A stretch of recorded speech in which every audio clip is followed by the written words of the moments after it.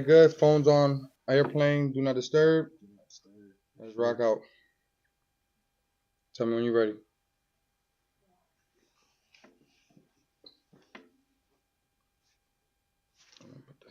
Boom.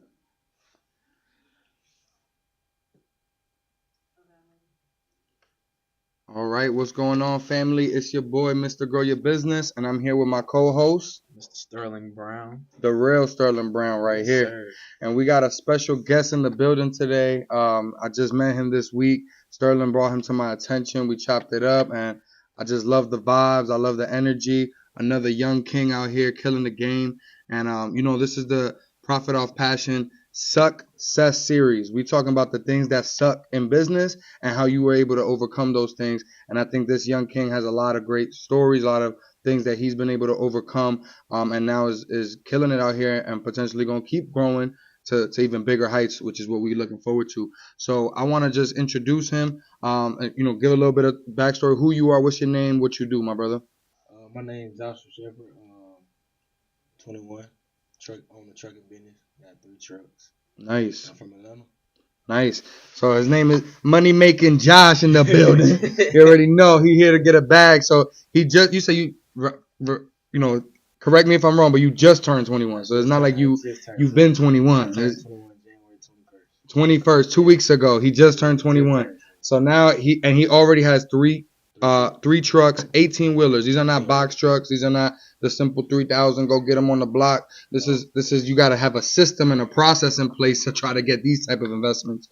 So I'm super super excited to get into this because I talked to you a little bit about it. For the people who don't know, I've been doing box trucks with my dad for 10 plus years, and I know how stressful that is alone, and just dealing with all that stuff. Sterling, we talked about in the last episode, he has some trucking experiences, didn't work out. He's doing different things. So we really want to just get right into it, my brother. I mean, Sterling, what you want? What's the first thing you want to hit him with? Like, let's get into it. I think before we even get into the business, like I know you, so I want you to just kind of like start with the story, like your background, where you come from, like what even got you to this point. Facts. Okay. What got me to this point? Really, all right. Like I said, I'm 21. I'm from Atlanta. Mhm. Grew up with a single mom. You know what I'm saying? My dad was in the picture Mhm. from time to time. He did what he had to do when it was time to do what he had to do. Mhm. But unfortunately, he died in 2017. So, and that was like my best friend. Like, I go see him. And how old were you with that? I was in ninth grade. How do you in ninth grade? Like 14, 14. 13, Yeah. 14. 14. Yeah. So it made me grow up early. Yep. I know I had to be a man. Like, I know it was time for me to learn certain things, how to dress a certain way, how to talk a certain way, everything. So once he died, it was like, all right, now time to broke down. So I Mhm. was upset and mad for a long time, but after a while, I started to find myself a little more. Right. And then I started playing football. I grew up playing football. I've been playing Nice. football for forever. Mhm. So me playing football was like a little more disciplined. Cause yeah, my dad gave me discipline, but football coaches, they be on time. Mhm. Sports changed my life. Yeah, be That on that time. discipline is a big key. Back. So and then like my grades started to slip, and my coach was like, "Well, if you don't get your grade, or you won't be playing." And I wanted to play, so I got my grades right. That was Mhm. after my dad died, so my grades started slipping and everything. And Mhm. then 2020, I had my mom had got shot. Mm. My mom had got shot 5 times. Damn. So it was in a house. So that made me like more cautious of my surroundings and how to move and how to do certain things. So that made my like PTSD and anxiety a lot worse. Yep. Right. So I started to just, you know what I'm saying, really like, okay, life real. Right. Mhm. I could have just lost my mom. I just lost my dad. And those 3 years apart, so I was all right, cool. Let me actually now let me grow up for real now. Mhm. So I ended up going to college playing football. First I was at Ellsworth Community College, Nice. and I left and went to City College, San Francisco, in California. Yo. And I was up there for 4, 5 months at least. Mhm. And then my brother had committed suicide on August 23rd, 2021. Mm. So Sorry to hear that. yeah, so it was like now like my brother is he started to act like a dad after my dad died. So he would start like real discipline, like you ain't going here, you going to football practice. You Mhm. ain't coming hang out with us, you going here. Or if you're not coming here, you gonna stay home and play the game. Like anything I asked for, he got it. If he didn't have it, he'd go get it for me. Mm-hmm. So like we used to have like when my dad died, we had a long talk. Like, all right, I'm gonna like I ain't your dad, but I'm your big brother. We can do this the right I'm gonna way. take care of you. You know what I'm saying? So when he died, it was like damn, because that whole week that we talked, he was straight. Like he wasn't showing no signs of sadness, none of that. We talked the whole night before and everything. And then when I woke up the next morning around like it was 11 o'clock my time, it was 2-3 o'clock in Atlanta. Mm-hmm. I went on Instagram and found out that he had committed suicide from Instagram. Like nobody called me, nobody told me until I woke up and got on Instagram. So when he died and I came home, my mindset changed for real. Now I was like, I already know I had to grow up early at 14, but now at 20, I was like, it's time. Like it's not like I ain't got time to play because I know the legacy my brother had out here. I know, and it was global. So I was like, all right, now I know like I need to fill those shoes and go a little farther. So I started like actually buckling down on certain shit, like how I act, how I talk, how I move, a lot of things. So and then I was depressed for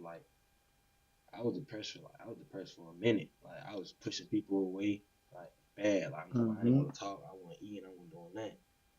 Then I found myself when I was sitting in the house all day. I started looking at like businesses and stuff like that, like writing stuff down. That's how I found out. Well, I've been know about trucks, but that's how I actually got into it. I was watching doing research, watching YouTube videos, doing all that, and then like I already had money saved up. You know what I'm saying? So I just went out and cashed out on the truck. But how much money you have saved up and from what? $45K. From what? He's making moves, damn. Like, cause that's that. I'm just saying, cause most kids not gonna have that type of money. So like, we want to make it clear, like how are they gonna be able to gain takeaways of getting into the business? Cause when I was in California, I ain't gonna lie, when I was in California for school, I was selling everything, not drugs, but I was selling everything. Anything I get my hands, I was selling like shoes. I had so many shoes. I brought so many shoes out there. I know. Them folks up there, I was like, yeah, I talking about the shoe. So 300. Yep. I was just she's making flips from whatever you can find. And then when I was in Iowa, I had got into like the little Robinhood thing. That's when it was popping. I ain't know nothing about it though. What? That's investing? Yeah, Robinhood. Yeah, my auntie had told me about it. I was doing it. She was making a bag. I was like, shit, I'm gonna try it. She was teaching from buying options and stocks and stuff. Yeah, and I was showing them folks up there how to do it, but I didn't know how to do it. I was just showing them shit what I knew. Right? They was making money, and I was just getting half of their shit, and we was just eating. Dope. Okay, so that's a play. Yeah, we was just eating, but then after a while, I was like, I'm not doing shit. Yeah, like I came home, but when I came, like it took me like 6-7 months after I came home to get a truck. So I had a job. I was working too. Gotcha. I went to go get a warehouse job. I was actually working too. Nice. So it was like I don't like to listen to nobody. I don't like nobody telling me what to do. If you make $1 over to me, you shouldn't be able to tell me what to do. So I'm not working for nobody. That's not what I'm gonna do. So I decided to put my big boy pants on, and knowing like I can't sit and harp and be sad about my brother and my dad because they wouldn't want me to do that. Especially not my brother. I know for a fact. If he could say something like, "Man, get your bitch ass," so you ain't gonna be able. I know how he is. So there's no way I'm finna sit in the house and just because. If I was a bum, if I just got depressed and not having a job, not having no money, my story would be my dad and my brother died, and I'm a bum. I didn't want that story. Yeah, that's bad because nobody's gonna feel sorry. I think right there, because again, this is the success where things suck in life. Things are gonna hit you. Trauma's gonna hit you. Pain's gonna hit you. Real life. We talked about that on the last episode. Real life is gonna be real life, and those are harder to deal with problems than business problems. Business problems is easy when you're dealing with real life problems like this. You know what I'm saying? So I think that's a big key and takeaway is that I always talk about turning your pain into your passion, turning your passion into your purpose, and turning your purpose into profit. And it's a sequence of events that need to occur that a lot of people they're not able to actually obtain it. They see the pain and then they freeze. That's as far as they got. But you flip that pain and you say, I gotta do something. I gotta put my brother on. I gotta put my dad on. I gotta let them know what I'm gonna do for their name. And I feel like that's just a big takeaway for everybody out there that's trying to. You might be going through something. You might have lost somebody you love. You might be in yourself in a dark space. But that doesn't mean that that's the end of the road for you. That doesn't mean that that's what you're here to do. There's more. There's beyond that. And when you fuel that and you turn that into the passion, into the purpose, now we connected immediately when you told me that. You know what I'm saying? So that allows people to really do business, build with you, build relationship. Hey, I want to work with you. I want to mentor you. I want to give you game for whatever I can. Just because off of the fact of your story, I relate. You know what I'm saying? I have my own traumas like that. So I just think that that's a big, big bar that you were able to actually at a young age switch that flip and say, okay, yo, I gotta go and put on. I can't sit here and mope around because people spend years in that stage. You know what I'm saying? Right. And that okay, you only spent a couple months, thank God. But like even with me in my time, there was a time when I was in a very bad situation, and it took me almost a year, 2 years to get myself out of that mindset of like victim. Damn, I'm in a situation. I'm in a situation, and I was still hustling. I was still grinding, doing my stuff, but I wasn't going like the way I usually go. You know what I'm saying? I had to take my mental health to myself and kind of regroup. And I think that is very important. Is like you took the 6 months, you took the 7 months. You said, let me go get a job and just kind of figure out myself. And I feel like a lot of times people, while that in that time, they become even more fucked up because they're stuck. Like I'm not doing nothing. I'm not doing nothing. But you doing a lot. You building yourself. You getting ready for the come up. You getting ready for the next phase. And a lot of times people don't see that as that. You know what I'm saying? They're stuck in it and they're like, damn, this shit is the worst. I don't feel good. Everything's bad around me. And they kind of keep that cycle going. So then that's what makes it keep going longer. But if you actually say, nah, I'm about to turn up, and then you do what you do, okay, I got some money saved up. I got a job. I got these opportunities. I know I don't want to keep staying at this job. What could I do with this money I got saved up to give me a new opportunity? That's a bar, bro. I love it. And then too, when that happened, when I was depressed and stuff, I was literally like, I was on that edge though, like real, like yeah. I used to text my partners and my cousins, like, yeah, bro, like, cause I was real like, fuck up, I was like, I ain't even trying to be here no more. I was on some real suicidal shit, but as I kept going, like I started praying a lot, and I started reading, and I started doing meditating, doing hella other shit. And I was like, damn, that shit really worked. Like, I just now I really like felt myself like who I really was. Like I separated from everybody. Like everybody, I wasn't going out, I wasn't doing nothing until I actually found myself. Because at first you want to be around everybody, feel all the love. But after like a few months, you want to separate yourself, and that's what I did. Like folks could not call me. My phone was on do not disturb, where you call twice, no call still coming through. I'm gonna watch your call too though. Even like after I see, I'm not gonna respond though. It's just like I was like, yeah, I'm in time to go ahead and buckle down on everything I gotta do, because if I kill myself, my mama gonna be even more hurt. Yep. She just lost 2 sons. That's a bar too right there. I'm gonna say that because I've been in dark spaces. I was hospitalized at one point for not sleeping for 7 days, bro. And I was at a point where I was going crazy. Like I was seeing things, hearing things, and my parents. I was about to commit suicide. My parents took me to the hospital. Everything, right?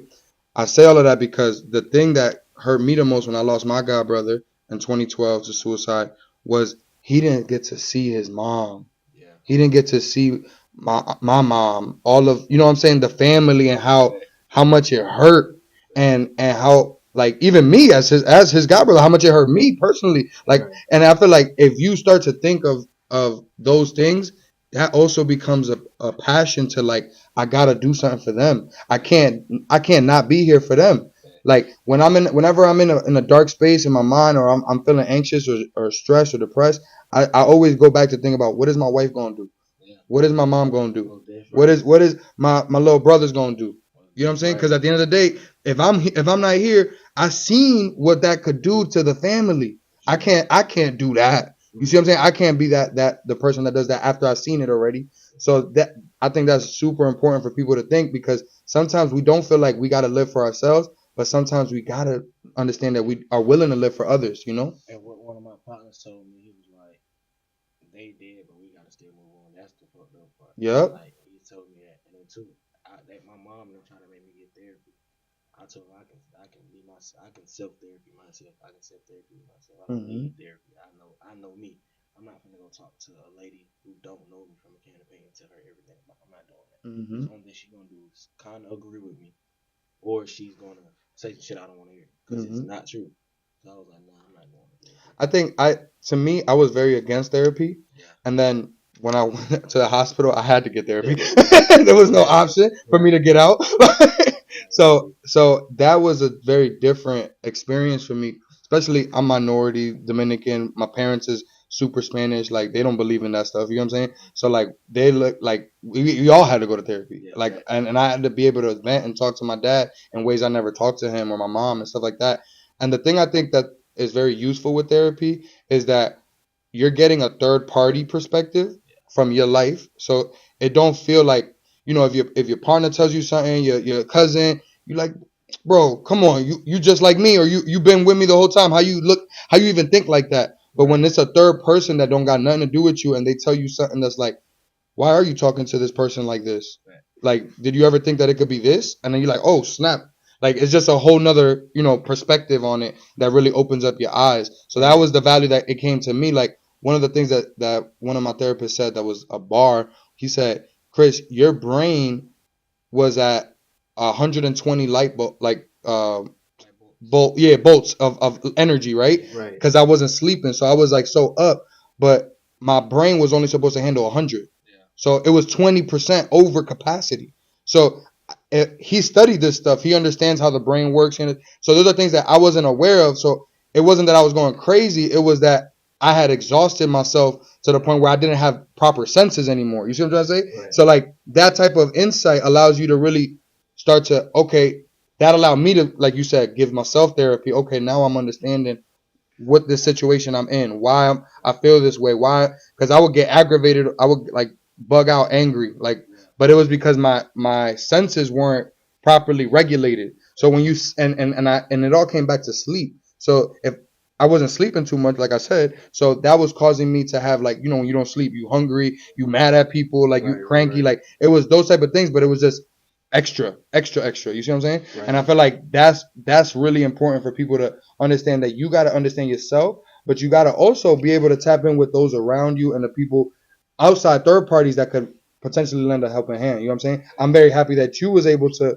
figure that out, but I know for me, as someone who was trying to figure it out, that really helped. You know what I'm saying? So Right. But like one thing I noticed that he mentioned was like, even like you said you had to go to therapy, but like for some of us, like we have to find that self therapy. Like for me, like I was telling, like on the last episode, like I had to find that escape. Like whether that was me going outside or like doing whatever, like sitting in the shower listening to music, like that was my escape from the world. And then like when you said you like your meditation prayer, like that was your escape, because like when you will get so stuck into whatever we're going through right now. Like, will you be so stuck in that moment that like we'll lose ourselves? And like, especially when you have nothing, you're down bad, you have no money, like there's really no escape. So it's like you got to find means within yourself to be able to like escape it without any resources. That's a fact. And I think that's just really important. I think that's what music and content was for me and Kenny. Right. So like when I was in those modes, like even last night, I was feeling a little bit down. I came down here, I just wrote a song. Started freestyling. That's my therapy, music. Freestyling with my boys, you know what I'm saying? We chilling, we smoking one, we talking shit. You feel me? That's a vibe. That's a vibe. So, but those things, when you change, you're changing your frequency, right? Because you in a frequency of I'm down, I'm out, I'm all this stuff. You put on positive music. You start freestyling about venting and all that stuff. Like now you're shifting. Even that's why I like to tell people, like, people give hip hop a bad rap. Everybody talking about killing and all that type of shit. But the way I see it is like, I'd rather a young nigga be out here rapping about it and leaving the streets and trying to feed this family with music than actually be out there doing it still. You get what I'm saying? Yeah, and I feel like that is a form of creative expression for them to be able to say, okay, yo, this is what I'm doing. They're just releasing that. The same pain they would have released on the block and shooting somebody else, they releasing in the booth. And I'd rather them do that. You know what I mean? So let's get into it. So then what happened after that? Like, so you was out of the depression. You said, I'm about to invest this money into this first truck. So give me the breakdown. What happens next? So after I got my first truck, I was still lost. Connected with some guys that got me right. And I didn't know how to book loads, how to do none of that by myself. So I had people show me how to do it. And shout out to Alex. Mm-hmm. Alex who? Alex Good Energy. Shout out to Alex. For sure. So I had actually learned how to work the load board, book my own loads, because I didn't need to pay a dispatcher when I could book it myself. Mm-hmm. Right. So after a couple months of me doing And that, hold on, let's rewind because you bought this truck, but did you have a CDL? no, I don't have a CDL. I never drove a truck. So I don't what even gave know you how to that work it. confidence to even do that? Like buy a 18-wheeler truck and you don't even got the CDL? Because I know grown 50-year-olds that, I'm about to get my CDL before I could. Right. My granddad did trucking forever, so he was like, "You don't need no CDL to start trucking, man." So I was like, "Oh, I don't." Say that. I'm finna go and get into it. Cause when he used to get on the road and go, I used to go with him sometimes. When he used to go to the truck yard, I used to go with him. I always been fascinated about trucks. Like Mm-hmm. even regular trucks on the road, I don't even like cars. I like trucks. So it's like I'm gonna get into the trucking business for sure. So it was like when I actually found out I can actually go into it, I was like, yeah, I'm finna go ahead and handle this shit. Go full throttle, ain't nobody finna stop. What do you think gave you the confidence to do it? Like yeah, cause like I know. So you said like Alex Good Energy was in your corner. You know what I'm saying? Like what other elements allowed you to go from that place of where you were to like I'm all in on this new thing that I'm gonna put my energy towards. You know? Changing my life, like Mm. that, like me getting that truck, that one truck changed my life. When I bought that truck, I ain't never went broke since that day. Mm. I ain't never had nothing less than $5 in my account, even one of my accounts. So it was like that changed my life. I don't have to worry about, I can't buy this because I gotta buy that. I got money now, so I can buy this, that, and that. Yep. And then too, like me, when I bought my first truck, everybody was happy. Like all my partners came to me about business tips. Like, hey, can you help me? Like, can you tell me how this, how that? Like my cousin that's over there, I talk to him every day. Like, hey, start this. You need to do it this way, or you need to do it that way. Then he'll call me like, hey, I just did it. I'm like, yeah, nigga, come on, you doing it the right way. And that's super bars right there because when you start doing something for you, automatically people start wanting to do stuff for themselves and for you to help you keep going. He's not even the only one. I got a list of people that hit me up like, hey, if I do this, I can do this, or I can do. I'm like, man, yes, that's the right way to do it. We finna write it down. Like I said yesterday, I had woke up and told my sister to start a podcast, and she started it within a month. She done dropped 4 videos already. I showed her how to script her podcast, how it's supposed to be done. Every time she shoot, I go over there and watch her podcast. Nice. So like I told her, like, even though I told you to start it, you could never have started. You could have just bullshit. Facts. And I told her, you got your LLC. Now wait, get all your equipment. She bought the equipment. She told me she got to help her set it up. And I told her take a picture in front of the whole podcast, post it, so people don't, because some people post the LLC and never start the business. Yep. I said you posted the LLC, not folks think you bullshit. Now wait a month, got all your equipment. Now sit in your podcast room, take a picture and post it, and tell them first episode coming soon. She did it in a month. Everybody was like, oh my god, woo. And the first episode dropped, which was me on there. I was like, see how that just rolled down? Yeah. Now everybody know you about your business. Like that's what you're supposed to do. Exactly. So people like, and she still asking just like, what about this business thing? Like, what about this? What about that? And she come to me like, oh, I'm gonna start a vending machine business. Can I do that? I'm like, man, come on, I'm ready. Anytime any of my partners or anybody got a business or that want information, and they'll come to me and ask me, and I can't wait to tell them. I sit on the phone with them for hours. That's good. Like me and my cousin sit on the phone for hours talking about his clothing line or talking about inspirational shit. Period. Because they know like I'm on that time. Like, I'm on that. You're moving forward. I'm on that 24/7. It's not about business or any inspiration. Anytime you see me out somewhere, it's either I'm there to get money, I'm there finna make some money, or I'm there networking and I'm finna put something together. I'm never just out nowhere, just out. Like, I'm not doing it. Basically, like, and then you basically putting yourself on and being about your stuff. You able now to guide everybody else. That's what I like. I feel like I was meant to do that. Like, help. Like I like helping people. So if I see being a leader, so if I see that you came to me about something, I feel like that means you see something in me. So I was like, that's what I want. Like when people start text me about business, I can't wait. Even if I don't know you, I can't wait to respond. I got people in my DM that ask me, "Oh, can you buy my clothes?" or "What you think about my clothing, bro?" I'm like, "Bro, that shit hard. Let me buy it." I don't give a damn if that shit just got an S on it. I'm gonna buy it just cause to support, just to support. Like that's dope. All my partners that got clothing lines, I buy everything that they drop just cause I want to wear it. So as you were learning the leaderboard, what is it? Leadership. Oh, No, low board. the low board. My bad. Yeah, I'm thinking sales and shit. So as you were learning the low board, explain to us like that first deal, like because I know there's a upfront cost. You got to buy the truck, you got to get it insured, you got to get all of those things registered. That's all money. Right. So like I know you're already in the hole right there. Yeah. So I'm like, what was that? You know what I'm saying? Oh, we got the first one. Alright, so when I first got my first load, it wasn't nothing big. It was like 1,000 miles for like nine something. Something like that. It's cool. 900. Yeah, it was like Okay. something smooth. It was something going like Alabama and back. Okay. No, it wasn't going to happen. I was like going to Tennessee and back. Oh, that's cool. All right. I was still confused though. I'm like, what the fuck? I thought loads get bags. Yeah. And they was like, nah, you gotta go far. So as I sat down again, I'm like, I'm gonna book a load here. So I had got a load to where that was. It was 6,500. I was like, I'm booking it. Fuck it, I'm gonna be the first one up book it. And I booked it. And when I got, cause it's like some loads pay 30 days after, some loads pay instant. This load paid 30 days after. Yeah. So when they paid me, I paid my driver. Well, I paid my driver ahead of time. I was gonna make him wait 30 days. So Yeah. I paid him already. So when I paid him, I'm like, damn, I just got this just sitting here. It's cool.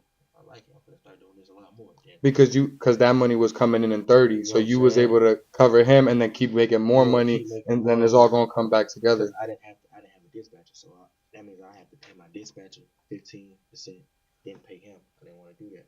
I didn't need a dispatcher. I could do it by myself. So I just paid him up early, and when that 65 came in, that was cool. And he was already on his next load. And I met my driver through like Indeed. Like I was running ads on Indeed, and I didn't know how to run ads. Shit, I was just clicking shit. Doing it. You was doing it. Yeah, I was just clicking shit, trying to like looking on YouTube. And I told you before, like my wife does recruitment, and we've done this for trucking companies, and I know how difficult and how hard the market is to find quality drivers that could do the work the right way and take care of your equipment. You know what I'm saying? So like you competing with the big guys, literally. So the fact that you was able to do that is already a great success. And two, I don't come in like I know this is a big boy industry, so I don't come in with my tail tucked. I come in like I'm one of y'all. So when I did interview my drivers and I did get on the phone with these folks, I let them know like when I interviewed my first driver, I told them I'm 20 and you 45. You can be my dad, but it's my truck. I invested my money in this truck. I'm gonna run it the way I wanted it or wanted to be ran. I told him the price, like how much he be getting paid, and he agreed with it. He respect me, I respect him. And if I know he got an emergency, all right, cool, just let me know. And if I gotta get you back home, I'm gonna get you back home. There's me and my drivers never had an argument, none of that, because they've been in the trucking game longer than me. So if they see something wrong, they're gonna come tell me. And I'm like, okay, cool, all right, well let's fix that. And that's how we do it. We all work together. And that's good. So good. And that's even that because you're so young could be so intimidating for like even I see it all the time, but it's like how to even talk and negotiate contracts on one, and then two, hiring and firing people that are younger or older than you. I can't wait to fire somebody. I ain't scared. But like you said, I'm glad you said that to them in the beginning. Yo, this is this. I'm 20, but this is my money. This is my business. Like set the boundaries. All due respect, this is how it is. I had it in black and white form. He read it himself. Like before we even met up, I said to him through email. I let him read it himself. And when we met up, we had talk. Because some people get offended by that. Oh, yo, this dude's 20 years old. Yeah. Talking shit to the wife. Yeah. What you mean? He telling me to drive over here. Like, it was like 2 weeks ago. I ended up getting a load. I had woke my driver up. He was asleep. I woke him up at 6:30. I was like, yo, we got a load here. Come on, get up. I met him at the truck yard. I got in the truck with him and went to Houston with him just because I was bored. I was like, when I got there and he cranked up the truck, I was like, fuck, I'm gonna ride with you, bro. And we rode, and I rode in there with him because my Peterbilt got a bump in it. So I was at the top, he was at the bottom. I gave her the most comfortable bed because he drive. Right. The top part comfortable too, but that motherfucker too high to that ceiling. Yeah. But you lift your head up wrong when you So I was like, yeah, look, you get the bottom bunk, and I'll just be at the top. I ain't tripping. So I rolled him Houston. came back. And that was a day? No, yeah, Like, like 3 days? Yeah, no, it's like two. 2 Because days? we stopped in Nashville. Okay. We stopped in Nashville for a load too. So then we went to Houston and we came back to Atlanta. That's dope. It was cool. I So- don't normally drive. I don't normally ride with them though. That was just. No, but that's just showing. That's showing Yeah, you. yeah, That's showing that you in the business. Yeah, That's And important. I rode with him. We were chopping up, like we was talking, and he was dropping gems to me, and I was telling him shit. He was like, "Damn, I didn't even know that." And like I tell people, you don't have to know about trucks to get into this shit. You can damn buy some land, because right now it's shortage on parking spots of trucks. You can buy some land, create a parking spot for trucks. Because I know when I got my second truck, I didn't have nowhere to park it, so I was looking around for parking spots. So I tell people, you can find property, get it, and have a parking lot of trucks. You can charge $250 a month for parking spots. There's no way they can't pay that, and if they late, extra 50. So how can you miss? Yeah, you got an acre. You got 100 trucks on there. How can you miss? Right. 200 parking spots, $250 a month. That's $50,000 a month. You can't beat that. Imagine you got 3-4 of them. Wait, say those numbers one more time. 250 parking. No, 250 the price a month. 200 parking spots. That's 50,000. Yeah, a month. Imagine you got 3-4 of them. 200 spots. 200 spots. 250. See, truck. It's $50K at that little bit amount. A month. At that. That's wow. That's a lot of money. That's just owning the land and letting them park the trucks. Yeah, that's good. That's man, we get somebody better make some money out here today. Let's go. Like, you ain't even gotta actually even be engaged in trucks. You don't have to like trucks. You get the parking spot. Like anything with transportation, I can tell somebody about it. Cargo van, because I was running the cargo van before I got the 18-wheeler. Anyway, I was running loads through Amazon Relay. Carrier Express, just little shit. Actually, and then too, getting on the load board too before that and booking little small shit like little 4 pallets, because I had a Ram 2500 Pro Master high roof. That's the biggest cargo van. I was running just little shit through there and making bread. Savannah to Georgia. I mean Savannah back to Atlanta.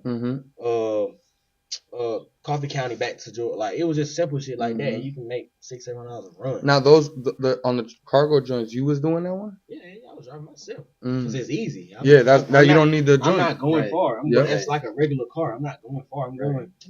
Savannah's like 4 hours. Coffee County is like 2-3 hours. That's nothing. See now that's you. That's bars. I want to go into what gives you that motivation at that point, right? Like you working, you grinding yourself, like you doing stuff. Now you got the first guy in place. What gave you that inspiration to now I'm gonna push it to another truck? I'm gonna push it to another truck. I'm gonna keep growing. You see what I'm saying? Social media, motherfucker. I ain't gonna count. They say social. Don't let social media get you hyped up. Man, shit, motherfucker. I was on my Facebook page. I saw a young nigga. He was like, I think like 24, 25. And he had 5 trucks. So I said, boy, ain't no way you finna try to outdo me. but I don't know him though. Like, I wasn't hating on him. I was like, I commented the picture. I was like, oh yeah, you hard. I don't know him though. Yeah, but that's inspiration. That's the motivation. I was like, oh yeah, you hard. Man, I straight called one of my boys. I was like, hey, I need a Kenworth. I need a Freightliner. I need a Peterbilt. Find me one ASAP. He was like, you ready to buy? So I'm ready to buy whenever you ready. Whenever you find me one, I'm ready. So he found me one up there in Kansas. Man, me, my stepdad, and driver got on the road, went to Kansas, got the truck, picked it up, came back to Atlanta. That motherfucker running. I got 2 trucks now. What's up? How long from the first truck to the second truck? I just got my second truck. I got my first truck February of 2021. I got my second truck like the end of that. Of that year? The end of that year. Wow. End of that year, early 2022. Yeah, end of that early 2022. So within 1 year of doing it with the one truck, you was like, I'm ready. Yeah, because before you can drive off the lot with a truck, you gotta have a driver. You gotta have insurance on the truck. You gotta have all your authority. You can't just drive off the truck regularly. Yeah, it's not gonna work like that. So I had to get all that in place before I just went to go get it. And now, like for that Kenworth, my stepdad is actually running it too. Like he actually he don't know nothing about trucks, but I'm teaching him. So he finna be. What? So he's doing the boards and everything? No. What's he doing? He actually he was like, I want to invest with you. I'm like, come on, let's do it. And like I said, my stepdad, so there's no cutting no corners. He Yeah. real with me. I'm damn sure real with him. Mm-hmm. So I told him like this ain't just no regular like business. Like this shit is how it is. And we sat down. We actually chopped it up. And I was in the car with him. I was like, if you ready to go get the truck, we ready now. So we went through this little authority insurance, and we went up to Kansas to get that truck. We came back to Atlanta. I was like, shit, we ain't finna wait. We can put that bitch on the road next week. That's what we did. We got the contracts and we was running.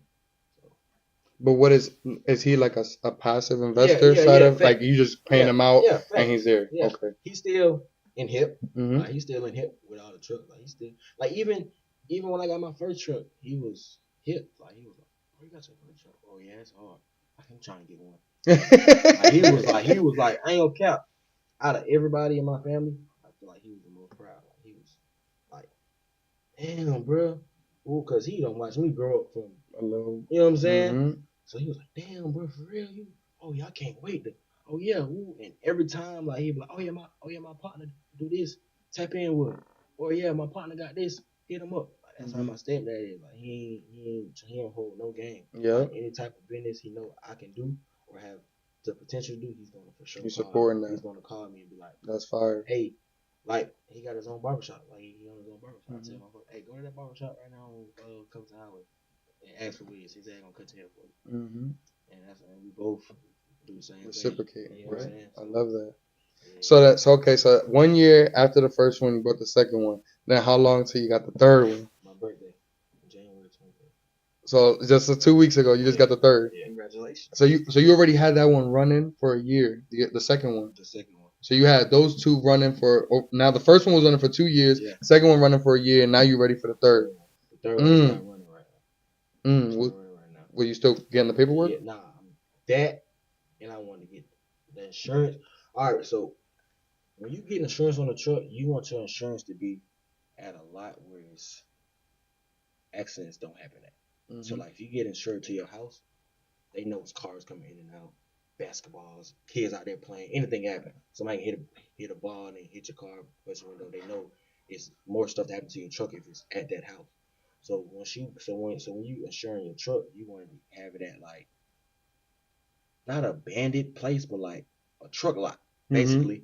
So your insurance gonna be cheaper. So based on the address you put. Based on the address, basically, your address gotta be great. You don't want it at a house address. So what is the typical rate for insurance? Ooh. What is yours? Mine was like, I think mine was like $14.50. Yeah. Mine was like $14.50 a month. So basically almost That was just $1,500. 16. Yeah. 1,600.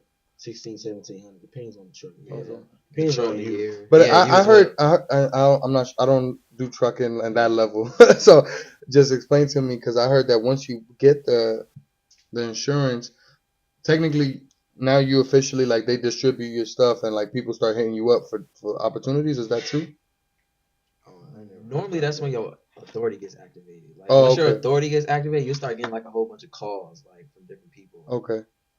Cause that's what happened to me. Like once my authority went active, like I was getting a whole bunch of calls from different people, brokers. Like my phone was ringing. Like I don't know if they blasted the information out somewhere, but I was getting calls. Yeah. And I tell people, once you get your authority, your MC and DOT number, once you apply for your DOT number, you might as well get your MC number too.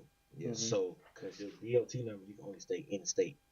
Your MC number, you can go out of state. So and it's only $300. So you might as well, when applying for your DOT, your USD DOT, get your MC number too. So when you do have an opportunity to go out of state, cross state lines, you can just go. You ain't gotta go do it then. You don't gotta be like, damn, let me go buy my MC number real quick. No, once you apply for your USDOT, just get your MC number at the same time, so you don't gotta wait. You ain't gotta. Damn, you just missed out on hella money because you don't got your MC. I mean, your MC number. That shit waste of time. So I wanna pivot to Sterling, and then we're gonna come back to you with that. Sterling, you got into the trucking business. Correct. You got into situations. Let's talk about that, because now I always like, especially on the Success podcast, we got to talk about the good, the bad, and the ugly. Right. So like, I see the good. And I know there's definitely been complications on the way in the last 2-3 years for you doing this. So we're going to get into that. But before you do that, I want Sterling to talk about his experience getting into trucking, also being 20. Like, Yeah. So like the first complication, like I remember the day I went to pick up the trucks, check engine lights came on in both of them before we could even get them home. So you got 2 trucks. Yeah, so I had bought a truck So- and then I had an investor buy a truck as well. Mm-hmm. So we both bought 2 trucks. We bought 2 Volvos, 2017 matching, both white or whatever. We pick them up, kid you not, check engine lights came on both of them same time. But they weren't on when you went to get it. No, they weren't on when we get to get them. And at the time when we got the trucks, it had been like 3 weeks from the time we was actually supposed to pick them up because they said that they supposed to getting them road ready. So we letting them do their thing, replace what they supposed to be replacing or whatever, or what have you. Next thing you know, we pick up the trucks, check engine lights come on. So boom, luckily the dealership that we got it from, they was like, okay, cool. They know that it's on them because they supposed to have the trucks are supposed to be quote unquote road ready already. So luckily we were able to work it out where we got our truck notes pushed out because we picked them up. Like I picked the trucks up in August, so it was like August 5th, and the trucks was in the shop for like crazy. I kid you not, like it was 39 days. 39 days. Damn, both of them? Yeah, literally. Yeah. What? Yeah, 39 So that days. the dealership that sold you had it for another 40 days. No, see what happened? We just took it straight to Volvo, but they covered everything. Okay. So because I was like, I'm not gonna take it back to y'all. I'm gonna ask you the same question I asked him. How did you at 20 years old get money to buy? Okay, so you leverage credit. Yeah. Okay, nice. You want to tell them a little bit about what you did, how you did it? Because I think that's game for anybody. Because even with me, when I was your age, like 20, I did get approved for a lot of money with credit because my dad had me good. I had 800 credit score, got approved for 100,000, but I wasn't necessarily thinking about investing in that type of stuff. I invested in these type of equipment, my media equipment. I invested in traveling across the world, things of that nature. But I almost would have wished of like if I would have just thought like y'all at 20, I would have bought something that would have just kept making money or something. So go a little bit into that. Yeah, so like I've been I was just knew credit was a way to build wealth, like, and especially like I learned these fundamentals from like of course like Marcus, like him 500. Like I was tapped into him like early, and I already knew like I was educated about credit anyways. I took finance classes in high school, so I knew the foundations of like credit, what it could do. Of course, like I knew the like if you got a good credit score, you can go get a nice car. You ain't gotta have a high interest rate. You don't have to put a down payment. But like as I got older, and then I started tapping into M500, I really like learned like okay, all the different things you could do with credit. So like I say from the time I graduated, like I just was tapped into him. Like I was hopping on every free call that he had. Like he do a free mastermind on Sunday at like 8 p.m. I'll be on that joint taking notes. He dropped a list of all the different banks and vendors. I'm like, all right, cool. And then where were you, who around you or what made you tap into that? Because even with you tapping in with Alex, right? And like both of y'all, I did the same thing. Like that's part of my success story is tapping in with, mentors and stuff of that nature. Right. But like a lot of people y'all age is not thinking this way at all. You know what I'm saying? They trying to go out to the club. They trying to fuck some bitches, smoke a little weed and chill. Exactly. So the fact that y'all was like, nah, I want to go talk to this guy over here, or I want to listen to this guy, or I want to be around this person. Like, talk to me a little bit about that. Like, what inspired you to even look for that information? You know what I mean? This is a question for both of y'all. I say for me, I've always, since I was younger, I've always been inspired by people that are doing well. Like I've been around people with money my whole life, so I've seen money on high levels. I've been around multi-millionaires since I could remember. So I've always been inspired, and that's all I've seen. So as a kid, I didn't really care about the toys and all the other stuff. Like I used to love going to network marketing events and being around people like David Metier and Coach Stormy when I was younger, and like trying to get around them and listen and like, cause I'm like, shoot, they got these big houses, they got nice cars. So I'm like, and I've always been like a person like I want to know. Like because my goal is like I want to have a Porsche by the time I'm 16. I'm like I want millions of dollars before I'm this. So I always would go seeking information because like the only way you're gonna know how to do something is knowing how to do it. So you gotta have that information to be able to go baby. be able to go and execute on that. Mhm. So I would, seeking the information. If I see somebody doing something that I want to do, I'm not afraid to ask. I'm the type, I'll flood your DM until you answer. Mm. And then if you don't answer, cool, I'm gonna pop up on you. And that's what I used to do to Marcus. All of them. I used to do that to Marcus. I used to do that to Jason. Like all of the Circle CEOs. Whenever they used to post their location or something, I used to pop up on them. Like I was their stalker for real. Like not on no weird stuff, but just because I just was hungry. Wanted to get the game. Wanted That's to get the game. important. So like I used to wait outside for them for like And 20, 30 minutes. Me and you talked about that on the last episode. That it's important for people to show that you want it. Right. That's a big thing because a lot of times people act like they want it. Oh yeah, I want to learn trucking. Oh yeah, I want to learn credit. Right. But they ain't doing it. They ain't seeking it. They ain't going after it. Right. So like I think that's huge. Josh, talk to me. What inspired you to get into that? Now, what he said, I ain't had that. I wasn't around millionaires when I was young. I wasn't around all that. When I was young, I was worried about football and I was worried about girls. For real, I wasn't even worried about getting to know. I didn't know nothing about financial literacy or credit. I don't want into all that. I was just football and NFL. Like that's all that was for me. Mhm. And then as I got older, like as it got closer to signing day, that's when it clicked. Like this shit bigger than football. Like, it's way bigger than football. So, like I said, me and Jason go way back. I worked out with Jason. Like they on Mr. Teresa. I worked out with him my 10th grade. I worked out with him my 10th grade year. I was working on him every morning at 7 o'clock before I go to school. Because I had my first class didn't start till 9, so I worked out with him for an hour. So we was working out. We was working all the time, man. We just locked in. It was like, all right, we locked in. And I saw he actually got businesses and he got Rolls Royce, big ass house. I'm like, he moving different. So that was the first time that you started to see it. Like you was around somebody that had it. He was the first person. Mhm. I was like, this man look like me. Mhm. Black, he tatted up, look like me. Shit, I can do what you do. And I just started texting him all the time, sending him like different businesses and shit. And then as I got to college, we were still tapped in. Then when I came home, I'm like, hey, well, he had hit me about my brother dying. So we had tapped in. I was like, bro, I'm trying to actually work. Bro. I'm trying to start businesses. So I first had salon suites. I never started it though. What's that? Salon suite like rent out rooms. Like you know how Like event space? Or are you saying like a salon like hair? Like hair, like okay. Well, it's not hair. Salon suite, like we got this big old room. This could be a suite. Yeah, where it's like multiple chairs, the can chairs rent and stuff. Yeah, yep, okay, got you. It's rooms though, so it could be a tattoo room, that could be a barber. I see what you're saying. Ears, right.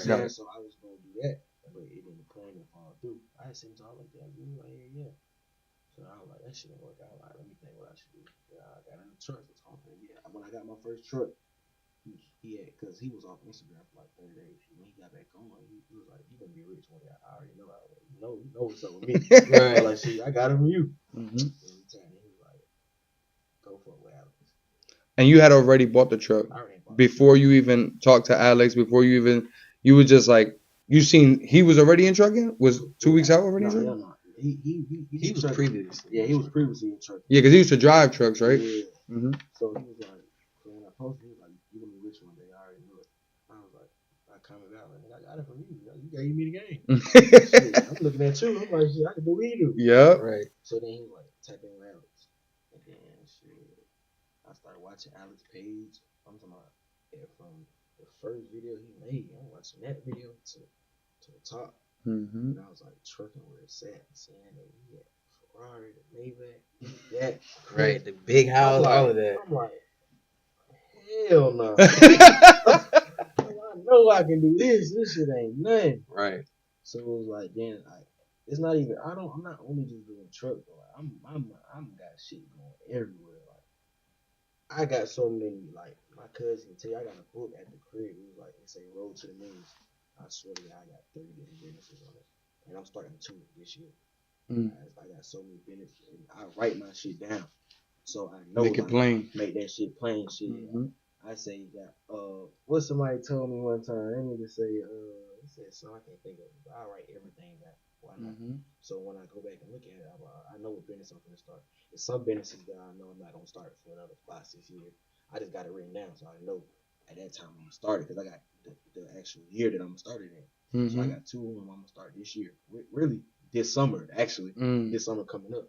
Cause I know it's getting hot outside. I know it's time for that. So I got business. Okay, so it was really being around. Like you was doing the football, you was training, you seen 2 weeks training with you, y'all built that relationship. He changed my mind. Yep, and then it opened up the opportunities for you of what's possible.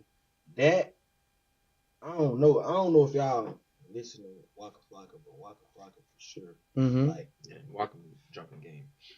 Outside of that rap, Waka getting game. I be watching him, bro. I was like, damn, these niggas look like me too. He's doing this. And you able to take in the information way better when it's somebody who's speaking like you, talking like you, and able to break it down. Facts, and that's why I was so big on, like, Sterling to tell you, I was texting him last week. I was like, bro, my ebook picture, you think I should wear a suit? Because my sister, I'm like, wear a suit. Like I told my sister, I don't wear suits. I'm not a suit and tie person. I'm not doing that. Like, I wanna, like, my body is tatted up. I wanna tat my neck and everything. My sister's like, nah, it's image. If they can't take me how I am, shit, it is what it is. I'm always be myself. No, and that's you. They changed your life because they look like you. You know what I'm saying? You gonna change their life because you look like them. Like, so I told my sister, I was like, well, I'm gonna do what I want to do. I feel like if a young nigga see me tatted up, me in their trucks, he gonna be like, I can do the same thing. Why not? Yeah. So it was like, image. I was like, all right, image. I got that. It's cool. I'm not tripping. So I got them tat my forehead if I want to. Like, I just know. Gonna put trucking right trucking. I'm gonna put trucking on my forehead. So I was like, I just know, like, I knew where I really wanted to go. Like, because football is a full-time job when you get in college. You know, I like freedom. Facts. I don't like waking up at telling you what to do. Go practice. 5 o'clock in the morning, go practice in the snow and it's 4 degrees outside in Iowa. We outside hitting in the cold. I didn't want that shit, bro. Like, it was time to, like, when it be time for practice, I'm like, bro, I used to fake a COVID test not to go to practice. Yeah, bro. I used to tell my coach that I got COVID, and I know how to make fake COVID tests. So I used to make them. My boy was Heisenberg in the back. It got that bad, bro. It got that bad because at first I loved it, but when I got to college, it became work. There's a difference between exactly. I lost love for it. I used to be a football fiend. I'm talking about everywhere I go, football was in my hand. Anytime I talk, I'm talking about football. And it was just like, bro, no. Nope. No, I'm not gonna keep saying. I'm not gonna wait 4 years to get a bag. I'm gonna get a bag right now. Facts. Or 3 years to get a bag, and that bag not even guaranteed. Guaranteed. Yeah, you could hurt your leg, and that's it. It's done. Hurt your leg. You probably won't even get drafted. Yeah, out of a million people. Yeah. I love it. So Sterling, keep going with your story. So now you got the credit. You ran the credit play. You got your first truck with the dude. They're in the shop 40 days. Talk to me. What happens? So boom, like basically, like I said, the first one I went into business with my uncle. Like I said, it was the worst decision I could have made. And I wouldn't even say it was. I think it was a lot of it. I say it was on my end, just me not handling the stuff I needed to handle. Because like I said, I'm at this point where, you know, I'm well stable. Like, I'm very stable. Just I'm sitting on a lot of money, sitting on a lot of credit as well. So I'm just chilling. And at this point, no, like, I was going real hard, like, before this too. Like, I was just straight grind mode for like 3 years straight, no nonstop. And so I'm at this point where I like want to chill, but I also wanted to get into something else. But I had the mind frame of coming in, like, where I just wanted to set it up, be the money person behind it, but kind of really let somebody else facilitate it. But like, I still oversee it. So because he said he was actually doing the boards. Were you doing the boards at all, or were you letting your uncle do that? So we came in off Rip had a contract. Because he had the connection. That was even one of the reasons why I even partnered up with him, is because he was already a driver. So he had a CDL. He was able to, like, you know, he had contracts. So he had the connections from working with other people. So that's why it was like, to me, it was like a no-brainer. I'm like, okay, I ain't even got to go do hard work and run contracts. You got the connections. Then, okay, I thought I could trust you because you already got a CDL. You could drive. You know what I'm saying? You the last person I expect to do something crazy in the first place. So we good. So, you know, that's how I'm thinking. Like, you know, when you put too much trust in people, you know, allows you to get backstabbed. And that's basically what happened. Mm-hmm. So you said you didn't handle stuff on your side. Can you explain what that means? Just really I wouldn't even say. Well, yeah, I would say the first part was just the first thing I should have did was took the time to learn it myself. Learn the business. Learn the business side. Like I knew like just basics, but just the real parts of being able to run it. One thing, but then also I think the second thing I should have did was I gave him too much control because around this time I was focused on it, but I wasn't, in a sense that because I was still trying to do a million things at one time. Like, so I was trying to do the trucking, and then around this time, I'm trying to build my name, do speaking engagements and all this other stuff, and launch mentorship. So like that in itself is a devotion as well, especially so. And then still trying to run a business that just got started, So like, I would oversee things. He called me on things, but I'd be like, cool. But it got to a point where I say like I realized that like he was trying to take advantage because like. It would be things like, okay, who these people that we dealing with? Because like next thing you know, like we cool or whatever, we running the contract or whatever, and then next thing you know, like something go wrong, like the numbers not adding up, this, that, and that, and then like it was funny. The first dude that we were dealing with, I thought it was weird because like this is the thing I was in. Now, I could say like in the bit, and I wouldn't even say I wasn't even hands on because I was, but it was just. What I realized he was trying to keep me out the loop on a lot of things because of the thing I'm in Georgia. The trucks are like the contracts was being ran out of Alabama. We was running port loads out the port. So no, my uncle also lives in Alabama. So he's like close. So whereas I'm in Atlanta. So and no, like I said, I still have a lot of obligation here in Atlanta. So I got my sister, I have to take her back and forth from school, like things like that. So I can't just be in Mobile, Alabama all day, every day. So, I'm kind of relying on him, of course, I'm like, fill me in, or put me on the phone, this, that, and that. And, it was somewhat like that in the beginning. Got to a point where I was like, I realized he was keeping me out the loop on a lot of things. And I think the first time I realized it was when the numbers was not adding up. No, this is somebody he's claimed he's done business with for the past 6 years. So I'm like, I find it funny 30 days in, the checks come and the numbers not adding up. So when you say the numbers not adding up, is it like it was supposed to be 5K as an example and it was 4 or something like that? And also loads was missing. No, because this is the thing. Like I said, I keep in contact. Like he was driving one truck, and then we had somebody else driving another truck. So I'm keeping track. Okay, we did this load today. All right, cool. This is the pace. So I know how many loads we did at the end of that month. At least for that check right there. Yeah. And then I look, and it's like 4 loads missing, and then it's like a couple thousand. I'm like, hold on, this math ain't math, and I'm like, and I know how many we did. And then we get on the phone with the dude, and he's like, basically. Trying to like play me like I'm dumb. Like he was like, oh no, you didn't. And then we kind of got cocky at the end of the call. Was like, well, this the price of doing business. Da da da da da. Like I was like, oh yeah, tight like that. So they little broed you at that moment. Pretty much. I ain't gonna lie to you, bro. I ain't gonna. What do you mean? Gonna put none of that. But what could he do? Because you in a different situation. Right. You the one managing the boards, and then you the one doing that. He thought his uncle and all and his people. Right, and that wasn't even the uncle. That was the dude that we were contracted with. But that's the guy that was his plug, though. Exactly. They both knew what was going on. We gonna rob my nephew. That's what they came. Yeah, pretty much. So with no gun. Yeah, with no gun, literally. So we get, let's just say, further down the line, we leave a contract with him, and then boom, we go on to the next contract. And like I said, at this point, we in like September, November. No, like I ain't really made no money because, like I said, we got the trucks in August. And how much of your credit or your stuff is on the line right now? Based off all of that shit. Like smooth 30, 40. Okay. Yeah, like 40 something.